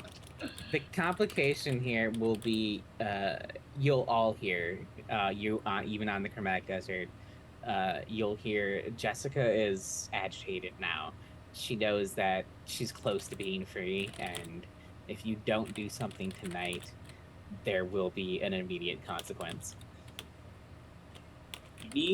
But they believe your lie, Isabeau, that you are pregnant. Okay. So we need we need to make the path clear for you, No. which means we have to do Is something about it the lurk. still necessary for me to swim down in my I mean, condition? probably. Can you swim up? I don't think that's No, is it still necessary for me to swim to the bottom It's of the lake necessary in for my someone to swim condition? to the bottom of the lake in any condition. It doesn't matter the condition. Someone has to do it. It's just that I don't know. You're like a ghost or something. I don't know if you can drown. Lottie? Can a ghost have a baby? you want to ask me that? Ghost baby? You think don't bring up baby ghost. I have trauma. That is a joke. The answer to this Only question is Riff Tracks important, fans. Lottie. What's your opinion? I can dive down and come get. I can dive down and meet you at the bottom of the lake. Alright, Oh. cool. Just so you both know, I have an IUD. I've had it for 3 years. I was just No, curious. Don't. You're a I- TV. Alright, fine. This is all incredibly How is confusing this to me. the thing that strains credibility for As you say that, Kato, Cassie is just nodding enthusiastically, like, No. Because Alright. I wanted to know. I can remember Declan.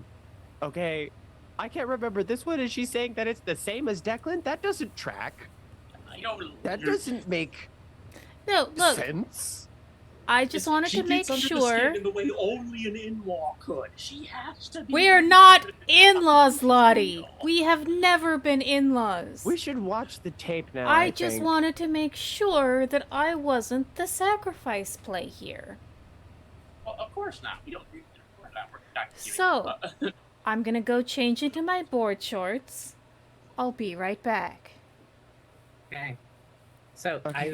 I've assigned the prompts already in the Odyssey tape tab. So Jane, you'll be getting prompt 1. Steph will be getting prompt 2. Rachel, you'll get prompt 4 because prompt 3 is the tape the scene for this particular tape. So Okay. Isabeau will change. You'll come back. You'll do the plan to put the tapes in at the same time. You press play.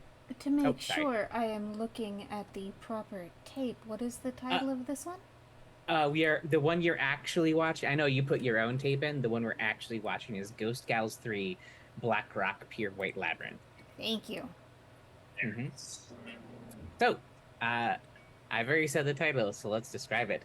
This tape is an episode of Ghost Gals, a show where two amateur ghost hunters, Rhea Sterling and Samira Mangal, explore famously haunted places around Deep Lake. Rhea believes in the supernatural and is easily frightened, while Samira provides comic relief by making lighthearted fun of Rhea and explaining its away strange events in hilarious, mundane ways. They are exploring Deep Lake's abandoned mines, colloquially called the Black Rock Maze. Jane, Is it? Well, first I will say I'm in this show and I don't like it. the first prompt is yours. If you need a moment, please take it. The camera, held by Samira, shows Rhea posed dramatically in front of an old mine shaft, the entrance looming behind her like the open maw of a giant beast. Rhea explains that today they are looking for the Black Rock Vulture, a cryptid that still lingers after a deadly collapse of the mine. What about the origin story or alleged behavior of the cryptid causes Rhea visible discomfort?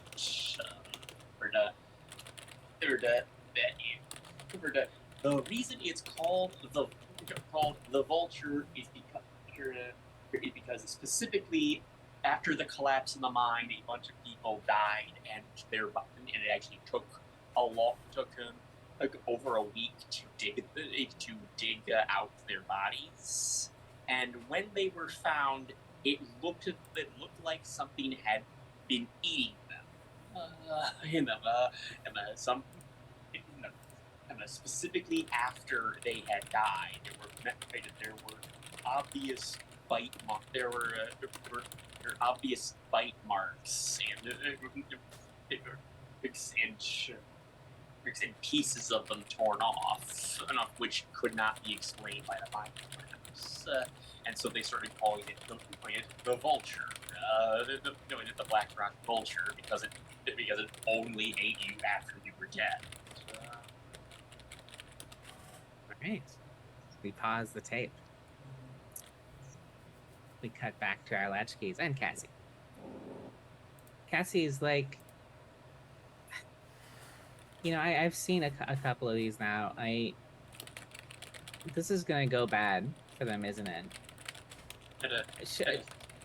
I keep my hope. I try to keep my hopes up. Happy Jack wasn't the. Happy Jack is probably still the best. That kid went home. So, what would everyone like to do in this minuscule break? Time rope around me. I see. Around me, get the life preservers at the ready. All right, I want to point out trying to swim down with a life preserver is going to be nightmarishly difficult. Oh yeah. Not holding the. I have okay. Swam before. He's like, what do you want me to go get a big rock?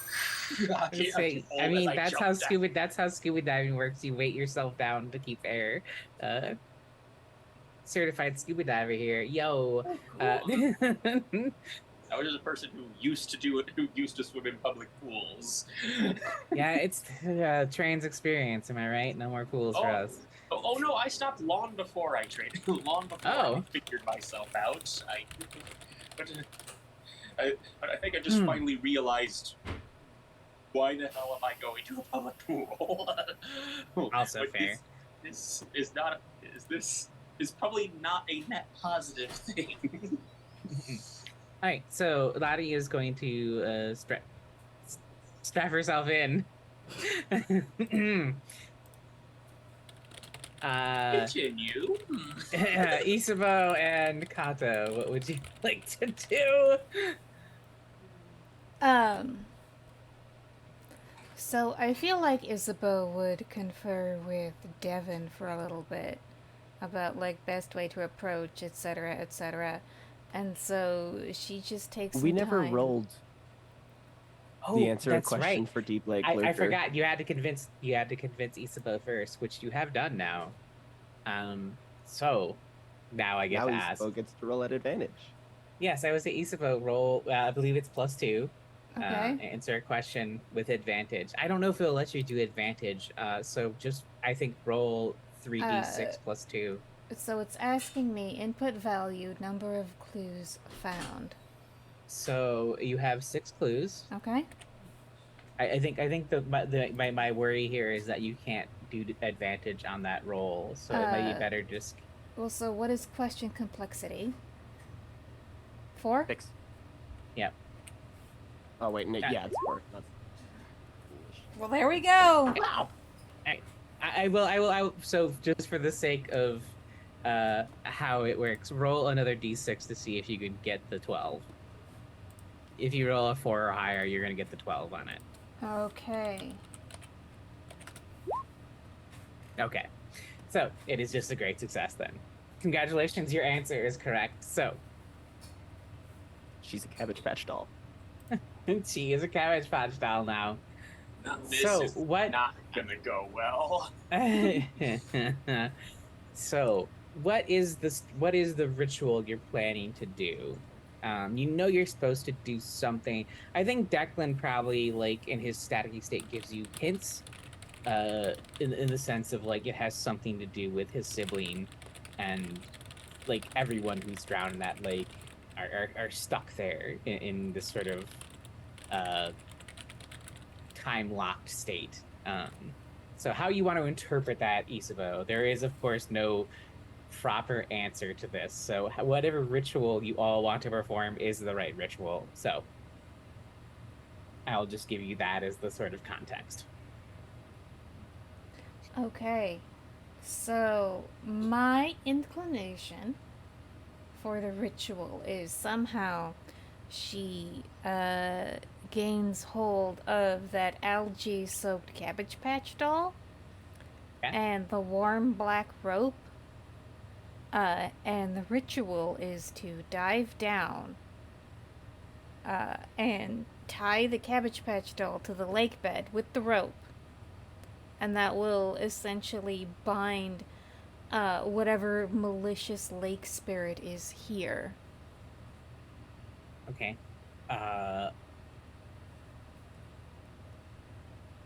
One second. Was the clue the actual doll or just a picture of it? It's a picture It was of just it, a picture of it. But Isabeau's using the actual doll, which I'm fine with.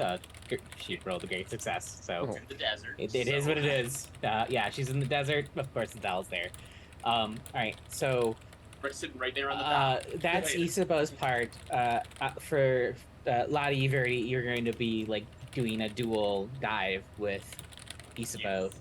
Kato, you know that part of this ritual is also freeing Jessica, so I think your part will have to be that. So tell me how you plan to free Jessica. These involve having They're bind, like as far as I'm interpreting this anyway. Isabeau and Lottie are binding the curse to the bottom to like not like have any power anymore, but Jessica's still this thing. So I'll put that on you. That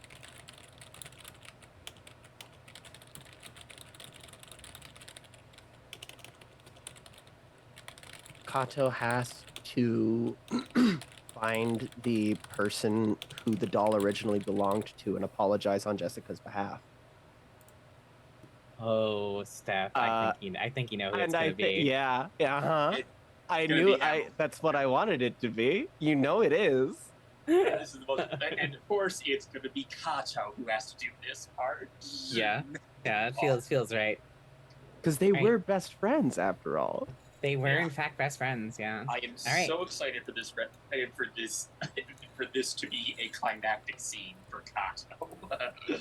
All right. So yeah. How's Kato prepping for this? Because Cassie is here too, which I think makes an extra level of delicious complication. I think that honestly, a lot of it is Kato trying to figure out other ways of doing this, and Cassie being like, no, just talk to her. It'll be fine. I'll be there. And Yeah, I think Cassie grabs you and is like grabs your face like this, is like, just be a person for once, please. Just go be a person. okay, fine. Okay, yeah, I can do. I can do this. I can be an adult. I'm a big girl now. Uh, she Really don't want to do this, Cassie. Cassie gives you an appraising look when you say you're a big girl now and says, "Yeah, you are." That did things for me that I didn't expect. We're gonna come back to that later. Lottie was like, I use that line. All right, so we will after that prep, we'll press play on the tape again. You're up, Steph. All right. The camera cuts back after pressing play. It seems to have skipped a chunk. They're inside the mine now. There's a noise from deep within the darkness. It sounds like chains rattling against the floor. Camera swivels, catching a faint glimpse of something as it disappears into the maze of tunnels that the girls have found themselves in. Samira says, well, obviously that's just some of the infrastructure left over from the mines collapsed, the chains moving around, all of that.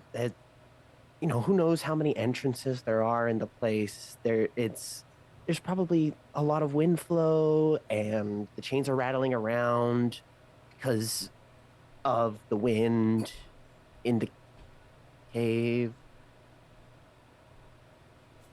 beneath the earth where we can't handle it.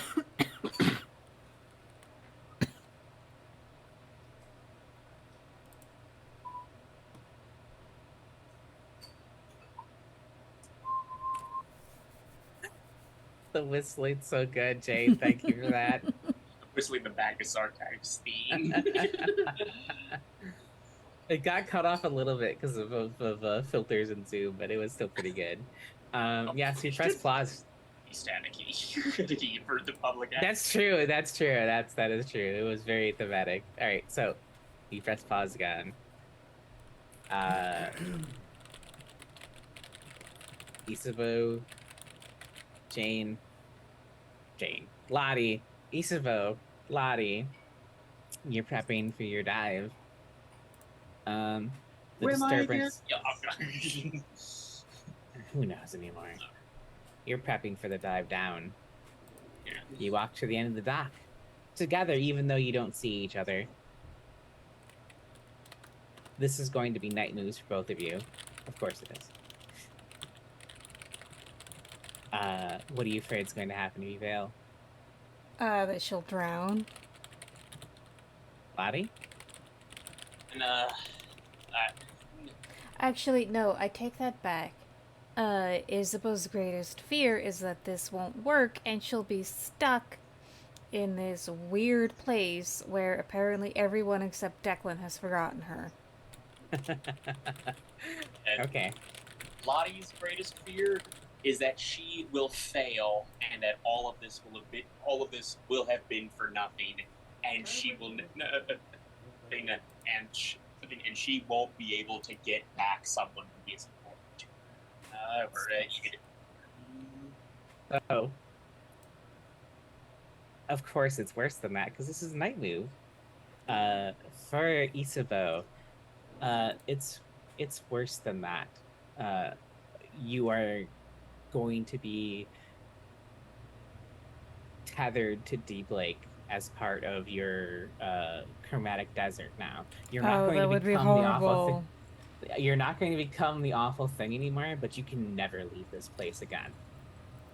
That would absolutely be awful for her. Yes, I know. That's why I said it.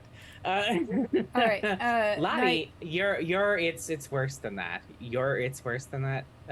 Jessica Stowski will not be placated any longer. You're going to replace her, especially because she was very close to taking your brother. All right, so let's have those rolls. It's wild. I have Can I two mark malevolences. Can I You mark an can item you for advantage? can I just like be evil first and then you can do it? Thank you. All right. So I have two malevolences banked. I'm going to use them both right now. You're both going to be rolling disadvantage. Uh, Can I I counter with the benevolence Alice I gave? You can, in fact. Okay, I will do that. Oh boy, I've got another one banked now. Thanks, Drea. You should have saved that for me tomorrow, Drea. I might need it for the finale of Blade Runner.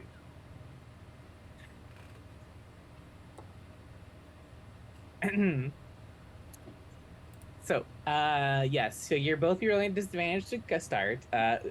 Rachel is going to be using the benevolence that Alice I bought. Thank you, Lottie, Alice. are you planning to mark an item? Yes. And I have an idea for which one. And I am tempted for it to be the fish. Not that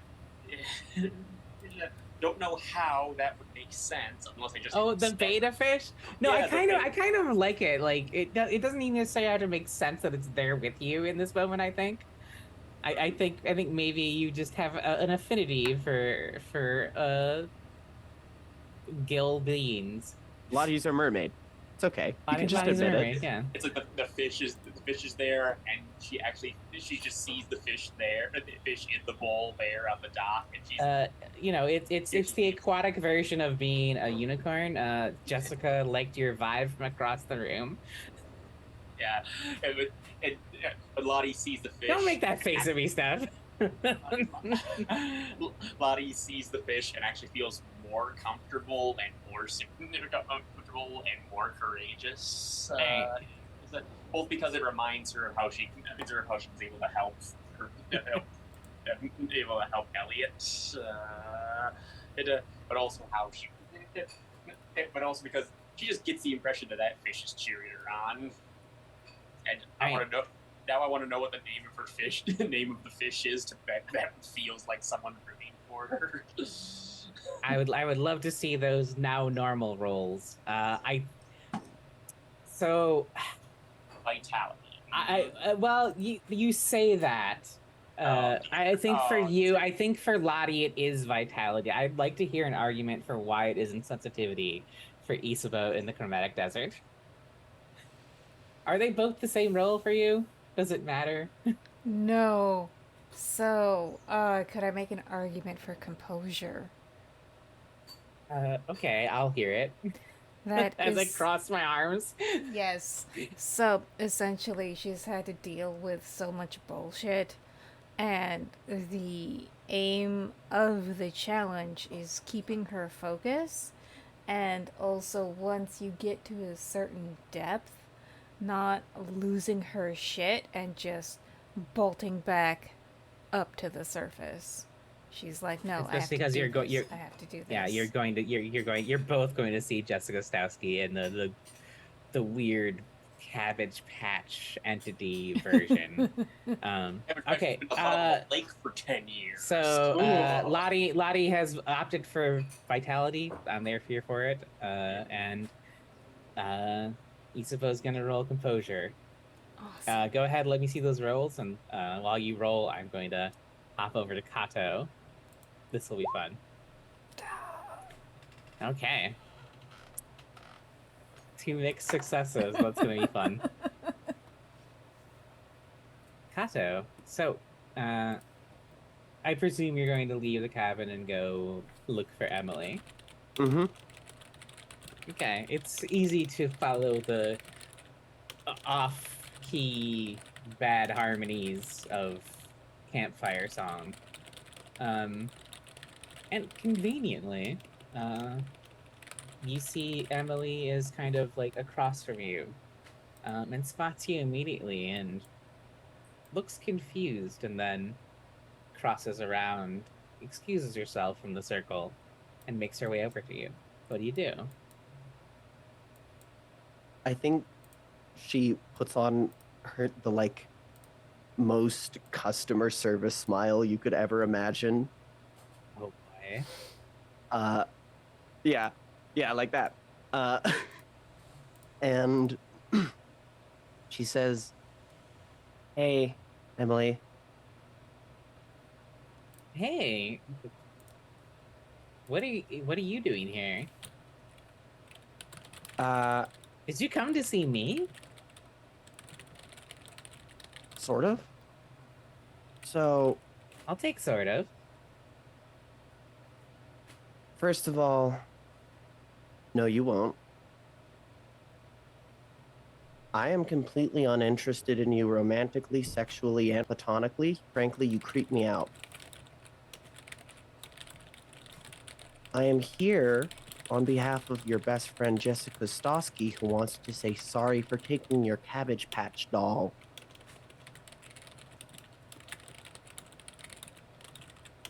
Okay, that's deeply the night move for so many reasons. uh Presents? Maybe no. At first it was presents, but then it's very much not because Kato did a Kato thing. Oh, I'm very torn. It would kill you to lie You know to what? me for You know what? I once. am gonna make it presents. I very rarely get to make Kato roll presents. We're just gonna keep it. Like, even though it was like it's Kato being mean, I think Emily kind of likes that. So we're gonna call that presents. I What do wouldn't you say it's necessarily mean so much as she's just being really honest with her. Like, okay? I I think it's pretty clear how heavily autistic coded that Kato is. So I think at this point she's realizing I just need to stop trying to be subtle. Fair enough. We'll that with presents. What's Kato afraid is gonna happen if she fails? Uh well, I mean, mostly that this is gonna cause like a huge fucking scene. I think it's worse than that. That Emily's going to realize the power of rituals performed, maybe just here or Deep Lake in general, and do something against you. That's ooh, that makes me happy. I think that's fun. This fun fact, chat. When Steph has talked shit to me, like in our various Zoom chats, I've been like, I can't even threaten you with all night moves because you'd like it. Anyways, Maybe. No fun when you like it. so you are marked by Emily Mm-hmm. Beaumont. Mm-hmm. So I do think you're gonna roll with disadvantage. Yeah. Uh-huh. That tracks. Uh yeah, I'm just gonna do that. Eh, Nice one. Holy shit! I cannot believe you had a mixed success still. All right, we will come back to the results of these after Tate plays again. So this one is in the midst. It's a paint the scene. I kind of love that it's in the midst of the tape that the paint the scene happens. So Screen. paint the screen. Yeah, paint the screen. Paint the Uh, Street is for Zagreus, actually. that's Oh true. yes. It is. That is Zagreus. So the angle on the camera has changed. Both girls are clearly unaware it's filming. They're arguing, blaming each other for being lost. As the argument grows in intensity, anger, and resentment, how can we tell that something else is listening and watching? So, my suggestion is that there is something going on with the lighting. So, it's very clear that they've got the flashlight or the camera light or whatever, and that's providing this, nice beam of light to illuminate both Samara and Ria. But there's some weird ambient lighting, and it's difficult to tell the source or the direction or the anything, but there's just a little more light here than there should be, and it's a little off. It's a little green tinged or maybe yellow tinged. not the color you would expect from the light sources they have to them.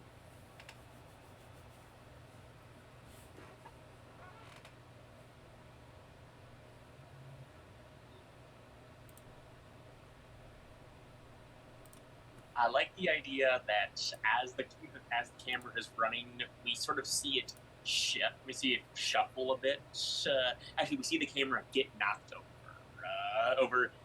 get knocked over, and we can still see them, but we also see a shape of just clearly something in motion that is just outside the view of the camera, and we know whether we know because we can barely see it because it touches the camera, and you just have a brief glimpse of what saw the camera as it rolls over. Okay. And I think that the final way that we know something is there watching and listening is Samira, as they're arguing, this was your fault. We are coming here because you and your stupid obsession with ghosts and weird shit, and now we're lost in this fucking mine and we're gonna die or something. I can't find we don't know the way out. There are so many different tunnels, Ria. And Ria, her face, we can't see it because the camera's been knocked over, but it's silent for a moment. And Samira says, "What are you staring at?" And then the tape cuts. Wonderful. We pause. So let's tackle 3 mixed successes from all of you for this lovely ritual to banish. Well, end the curse, as it were. So I think I have a stinger scene in mind for the second Great Hunger. So I think if you're all comfortable letting this happen with your all mixed results and all have consequences for them, I'm going to have the second Great Hunger make its appearance in the house at Rodenbecker Street. That will have long-term consequences, but not consequences tonight. I don't know what second Great Hunger is, but sure. I marked key. I marked key. Okay. No, I turned key. I turned key for this. All right, then I'll turn a key as well. Oh my lord! I'll turn it to keep the kids. I'll turn. Okay. No, I don't fuck around with that. All right, go ahead, turn those keys. Let's see. What if I get stuck in information? No, we're not doing this again. I mean, that could be interesting because then you immediately come back. You bounce back potentially, but now no one fucking knows you except for Isabeau and Declan. All right, I have a very short key. All right. Which one are you turning? And go ahead and do it. I am turning a key of the child. A flashback to the moment when you realized childhood wasn't forever. So Isabeau stands on the dock, sort of like, I might drown if I dive. I might die. Shit. And so sort of does like the life flashing before your eyes. And when she was in elementary school, it just felt like this cycle. Like the schoolwork changed, but everything else was the same. You show up at 8:30, you leave at 2:30, you sit down, lunch is at this time, recess is at this time. And it wasn't until she got to high school, and it was like, oh, okay, what classes do you want to take? What track do you want to take? Do you want to take the university track or the vocational track? And then that was the moment that you realized childhood wasn't forever. It wasn't bitter, and it wasn't sad. It was hopeful. It was like, oh, I can break out of this. Things are gonna change, and they could change for the better. Let's fucking go. Okay. Love it. Which key are either Steph or sorry, Lottie or Kato turning? I'm gonna turn a key as a child. Same. Elsa, you do the same. Mm-hmm. Who would ever like to go first? Go ahead. Or if you Mine is need, long.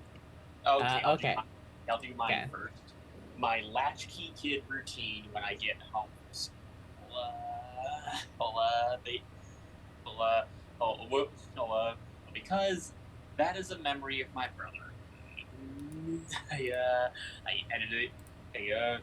It's a, it is a memory of a time we when we were each other's only company, and and we were, and actually like took and we and we didn't talk a lot outside of the house. We didn't always hang out outside of the house. But when we were home, we vented to each other all the time. We let everything out, and we just and due to weird circumstances with our parents, we made an effort to try to work together and take care of ourselves, even ourselves. Like when dad was drunk, or her mom was trash, her mom was trash, and and it was the only time where Lottie was able to put on an apron, and even just did not understand why she liked wearing an apron and doing housework. And she would put on, and she would like, and he would just, and she would just, and it was a time when, and there was a time when he teased Lottie, calling her his sister, calling her more like a little sister than little brother, and she other and there and she just heard no malice at all from that. That he meant it totally affectionately, and that made her happy. And she was happy, and she. And when he was going through tough times, she would console him and help him with stuff because not that she was good at it, but she would try. And she watched so much, and she watched a lot of TV that was too old for her, so she had some insights. And I recall one particular example because he had a crappy dating life. I'm gonna say they worked. They, and so she was the one who kept encouraging him to put himself out there, to keep trying, to keep holding out hope, hope that he would find someone who would be on board with what a hopeless romantic he was. It was with was as a as as a and that was her routine every day, to be there for him, to be there for him when he didn't know how to be there for anybody else, including him. It's not just Lottie, but including himself. Because he felt like he had so much pressure put onto him as freaking Chuck Jr. When Chuck is a pillar of the community. And Lottie was able to relate, not for reasons either of them understood at the time, but she related to, she had her, being able to be, both of them being able to be honest about that helped them both. And so that is why Lottie is willing to go to the ends of the earth to make sure her brother is happy. Wonderful. All right, Steph, you're up. All right. So this is going to be another one of those rapid cuts. The first day of kindergarten, Kato is sitting alone during playtime, quietly crying because she misses her mom. No one wants to play with her. Someone walks up to her. This is, by the way, a flashback to when he felt genuine happiness as a child. Someone walks up to her. She introduces herself as Cassandra and asks if they can play with one another. In middle school, Kato and her mom moved into the apartment complex across the street from Cassie's neighborhood. They began talking more over the course of middle school. Kato learned about Cassie's story. The two spent a good amount of time investigating the Castle family, staying up late, looking through old phone books and newspapers, talking about any and everything. In high school, when Kato got her motorcycle license, the two of them would spend hours together tuning her bike and looking through old magazines together. The long glances that Kato took as Cassie worked on the machine, oil staining her skin and clothes. In senior year, Kato, Cassie, and Bianca all went into an abandoned hog ranch on the outskirts of Deep Lake. They spent hours on hours in that building, exploring every last corner and shadow it had to offer. The three of them talked for hours, passing cloves and joints around the decrepit mantel and fireplace. Bianca has Kato's hand in hers, but Kato isn't gripping back, her eyes darting to Cassie's hands every so often. After high school, Bianca and her bandmates found a good deal on a 3-bedroom house in a small town in California called Vigilance. And Kato was moving in alongside them as Bianca's girlfriend. Kato spent her last night in Deep Lake with Cassie in her room, but instead of talking, the two listened to music in her room for hours on end, huddled next to one another under the covers as they both silently mourned the loss of their best friend. When Kato was preparing to leave, she turned to Cassie and gave her a mixtape. She told her she'd been working on it for a long time now, but it still wasn't done. She wanted to capture how she felt about Cassie, but hadn't found all the right songs yet. Seeing as they might not see one another again, she thought she'd give it to her now. The cassette was in a plastic case that Kato had gotten a custom cover made for her. On one side was a drawing of Kato that Cassie made in middle school. The other side, a drawing of Cassie by Kato that she'd been working on in secret whenever the two of them would spend time with one another, encapsulating all the times that they've had. Cassie didn't have it in her to listen to the tape until a few days after Kato left, nervous about what might be in the contents. When she eventually did play it, all she could feel was white-hot rage boiling in her veins as Scum's most popular song, She Ain't Your Girlfriend, began playing off the band's first EP.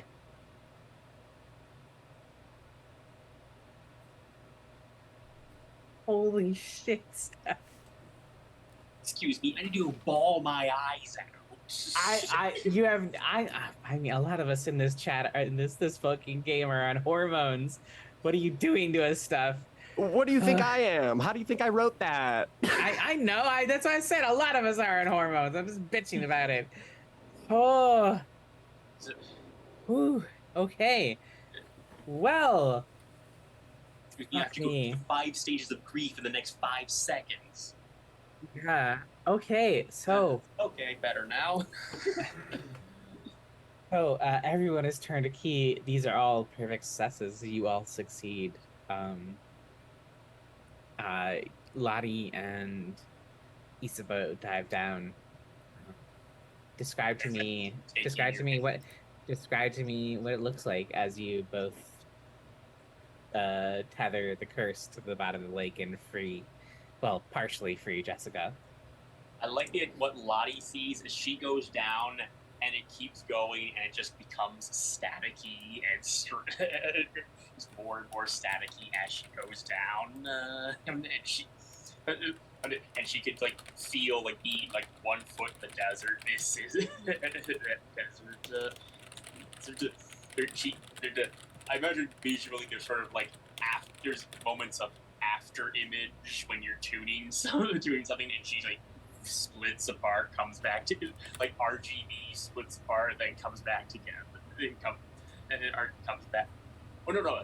As she like crosses the threshold, she splits into RGB colors, and so that as she reaches out for it.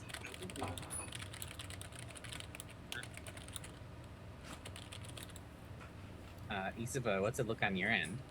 So I think it's almost the inverse of what Lottie experiences, that as Isabeau swims down, the static sort of dissipates, and instead of static, what you hear is that tone from the emergency broadcast network, and she sort of uses that as a beacon to the point where it gets almost painfully loud, and she's running out of air. She's never been a strong swimmer. Like, she knows how to swim, but she's not great at it. and she's trying to do the Cabbage Patch rope thing right at the bottom, and her lungs start burning and her ears start burning with the water pressure, and that's when she just sees Lottie's hand and just almost instinctively just grabs for it. I get I, visual. I think I will say your hand does still pass through, but like you like there's something there instead of Lottie's hand. Like there's like a not an analog, but a chromatic desert version of a hand gripping you. But it's not Mannequin hand. Lottie's. Mannequin. Oh, mannequin hand's good. I like that. stupid Because you are not back yet. I just want to make that clear. You're not back yet. Okay. All right. Kato, tell me how this goes down with Emily, since you also upgraded. Well, I would like to know how she responds first to that bomb. Okay. She has a quiet moment to herself and is like, "Oh, I'm sorry. I kind of misread everything, I think. Um, yeah. I don't know what else to say besides I'm sorry. Oops.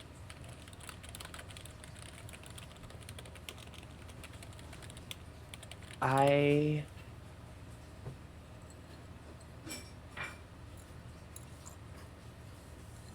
probably wasn't doing the best at giving off the right signals. I think something's kind of fucked in my head. So that's why I just went out and said it like that. I think, you know, I came to you all because of my missing friend after all this time, so I think we all have some stuff, right? We're both people. We don't need to be fixed. Yeah. Yeah. We should be able to pick the pieces of our own lives back up.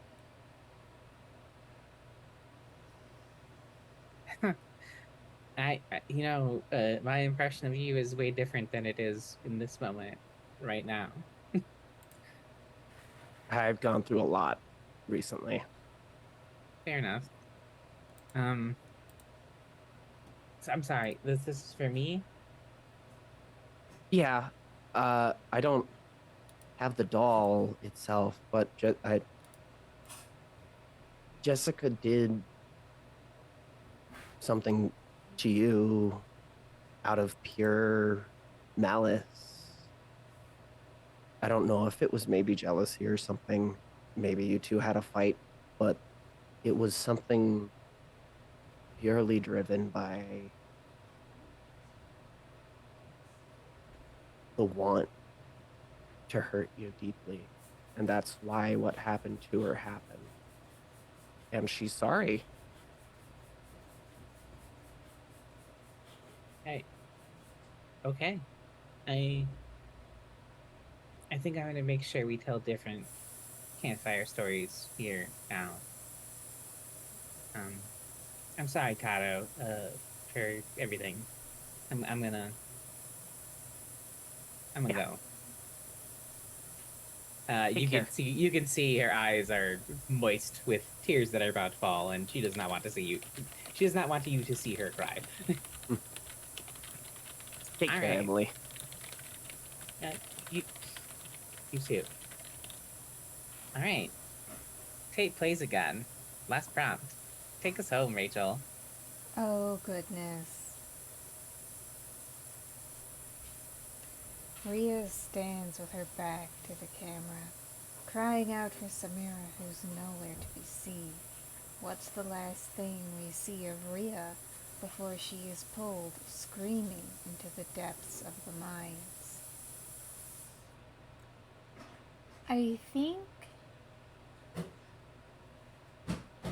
think it's not so much what we see as what we hear.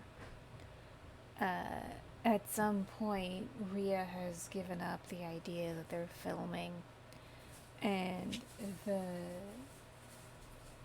the video recorder is just there on the rocky mine floor. But it's still sort of like got kind of almost this Dutch angle on Rhea as she's sitting on a rock, just crying, saying all she wants is for Samira to come back, and she'll do anything for Samira to come back. And the light starts to dim because the camcorder is losing battery power. And the last thing we see is Rhea pulls this blue velvet box out of her jacket pocket and just says, "You have to come back." And that's when the camera loses battery power.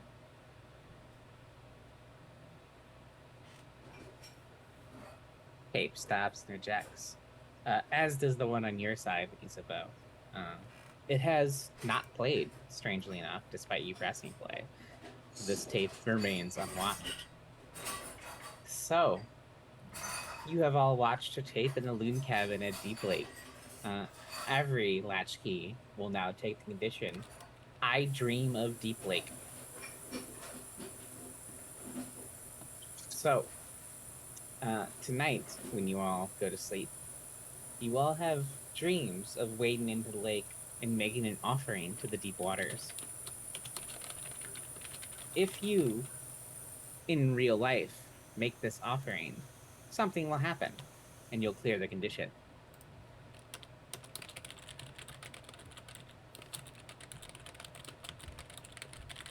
We have actually made really good time tonight, everyone. So Yeah. we're gonna end our night phase. Let's call it here. Do stars and wishes and wrap up on time for once. How's that sound, everyone? We'll do dawn phase next week and hand out rewards and all that fun stuff. Yeah, I can just imagine all this happened and to be continued. Yeah, to be continued. So yes, everyone, please make sure you take the condition. I'm going to go ahead. Yes, I'm gonna go ahead and add it to Declan's sheet myself. Oh, someone did already. Wonderful. So, stars and wishes, in whatever order you like to go. Also, please do your outro. Tell us who you are, where we can find you, the cool shit you're doing, etc. Any order is fine for this part of the evening, I think. I'm Jane, and I'm at Trekkie140 everywhere, including the Stolen Fires Discord. I have a Discord where I sometimes root for games, except I'm going to be busy GMing a campaign for the foreseeable future. But you can catch me. You can catch me all over the place. It says Trekkie140. Oh, and stars to Steph for everything, just all of Kato. Oh my God, you're perfect. You play Kato so perfectly. Frankly, there is simply no other character like Kato. And I am so glad I get to experience Kato as the story in this story. Yeah. Stars for Aaron, for doing everything right, for wrangling us crazy folks. No matter how scatterbrained we are.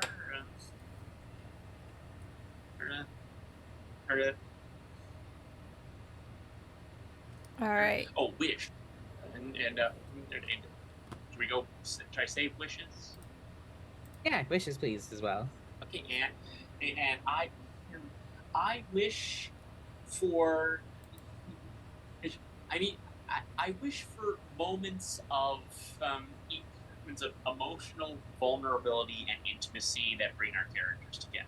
Because I feel like we are going to be feeling a lot of feelings once Isabeau and Declan come back.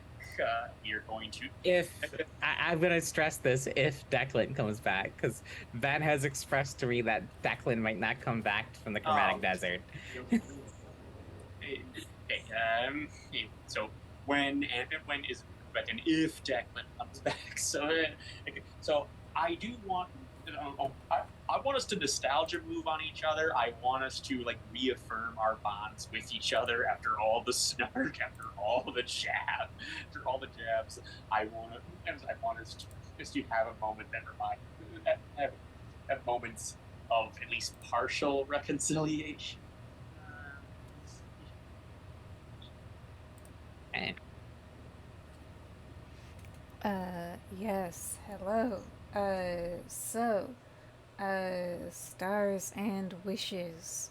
My stars was just the dynamic that was here today. It was really cool that we were all sort of able to coordinate despite being in different dimensions and different realities. I also really liked the opportunity to see the big man in such a weird situation. It will be cool to see what happens when Isabeau eventually wanders back to that uh, camper van and sees what's there. Um, as far as wishes, I would like Isabeau to make it back into the real world and sort of deal with the fallout of all of that. Like, hey, you're here. You were real. You weren't real. However, that's gonna fall out. I'm looking forward to role playing that. As far as details, hello, my name is Rachel. I am she, her. I am Stolen Fires pretty much everywhere on the internet because every time that an alternative pops up to the Burning Bird app, I sign up and I camp Stolen Fires. I think the only one I don't have right now is LiveJournal because that died 10 years ago, so who cares? Um, anyway, yes, Burning Bird app, Blue Sky, trying to work up a presence on co host. We've got a bunch of really cool things in the works, so whatever your social media of choice is, watch it to stay informed of what we're up to. Tomorrow is going to be the season finale for Blade Runner. Uh, there will probably be casualties. Who? I don't know. It depends on the players and the dice, neither of which I control. So come back here tomorrow, 6 p.m. Pacific, 9 p.m. Eastern, to learn how it's all gonna go. Hi, I'm Steph. I also use she, her pronouns. For the most part, you can find me just floating around various tabletop role playing game discords under the username Steph Infection. You can also find me on the Mastodon instance dice.camp, also under Steph Infection. This upcoming Monday, I have my first playtest of the SCP-inspired Carve from Brindlewood game that I've been working on for the better part of half a year now. They will be recorded and posted to my YouTube channel, so, you know, try and find that. And by that, I mean you can. should That's post pretty that easy. That's post pretty that easy to in find it. Twitch, please, so I can Yeah. follow you. I will once I get my shit in order and get the Oh fucking my YouTube god, channel. And Steph. Oh listen, my fucking god. I'm writing a game. I'm making a character keeper. I have to put together the PDF for the playtest. It's so much, and I have a day to do it. I want to be able to follow a Twitch stream that I'm on. But yeah, I'll be posting those to YouTube over the coming couple of months. October and November specifically is when this playtest is going to be going. Aaron and Jane both are going to be in it. So if you like seeing them do things in tabletop games, you can find them in that as well.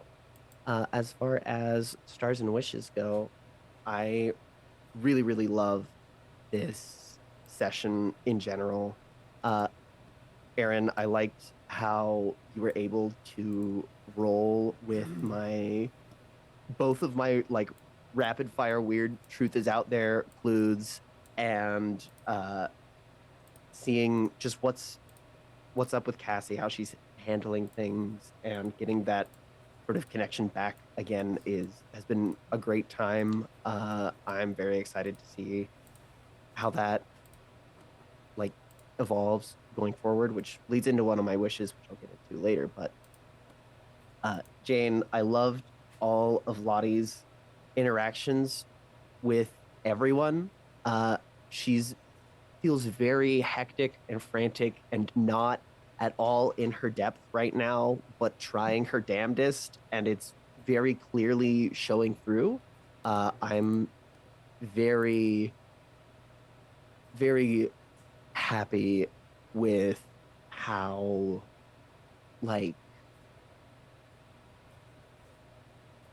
I guess this is going to be a weird to say in regards to a story arc, but Lottie's character feels modular, if that makes sense. Oh yeah. Like, she kind of mixes and matches herself to fit any situation in a very, very autistic way that I love because I do that.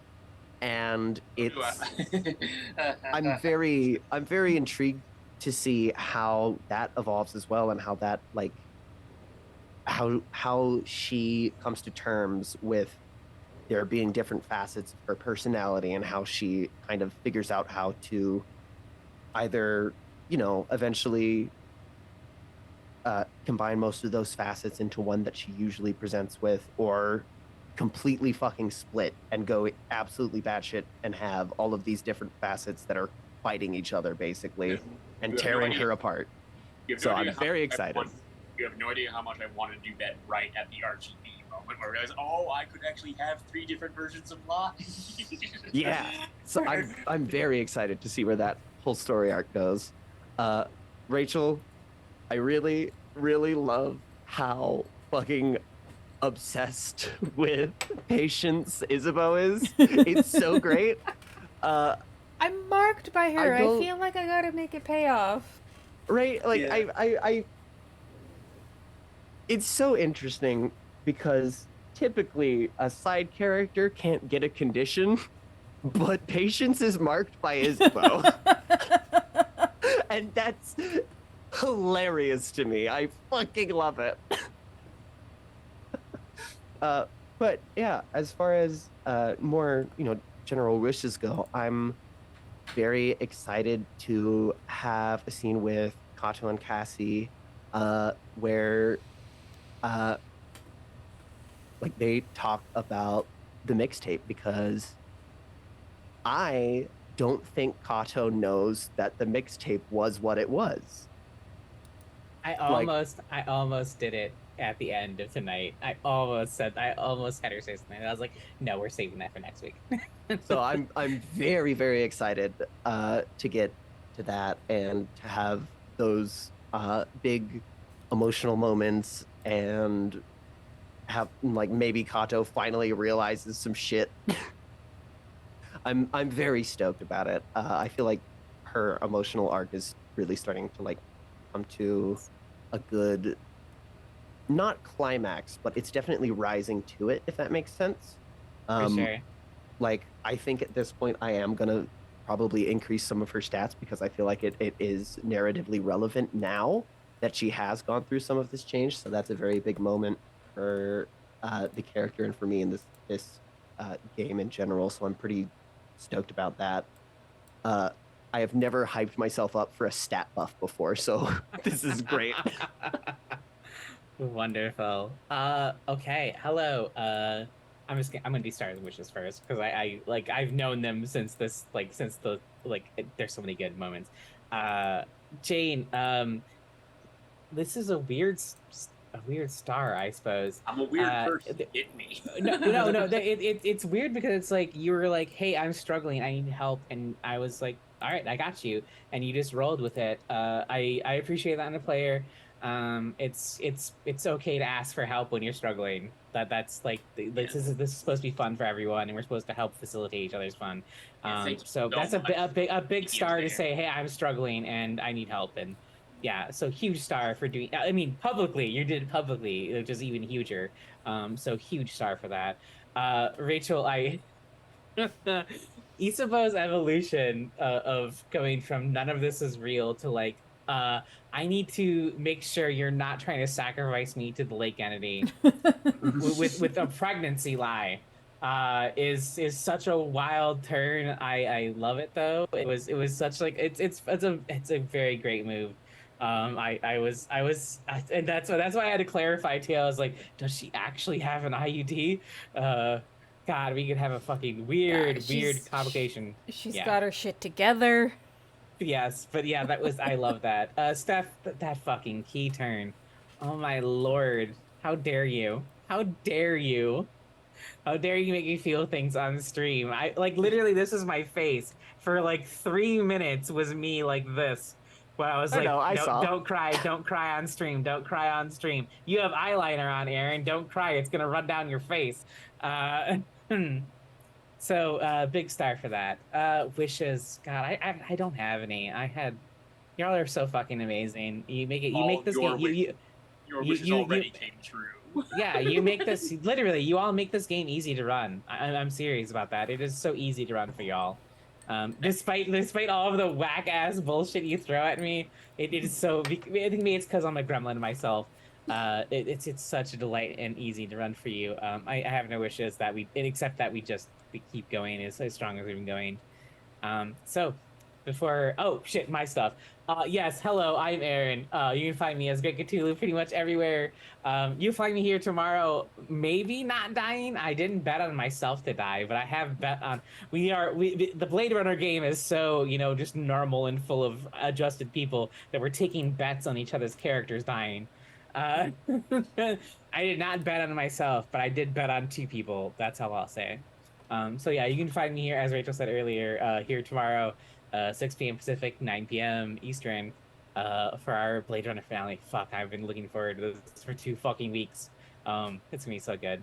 Uh, let's see, I do recording stuff. I think mid-October, I've been recording audio only TTRPG thing. We're playing it's the end of the world game, but made more accessible and less ableist, uh, with doing kind of Last of Us, so like fungal zombies. It's an all disabled cast.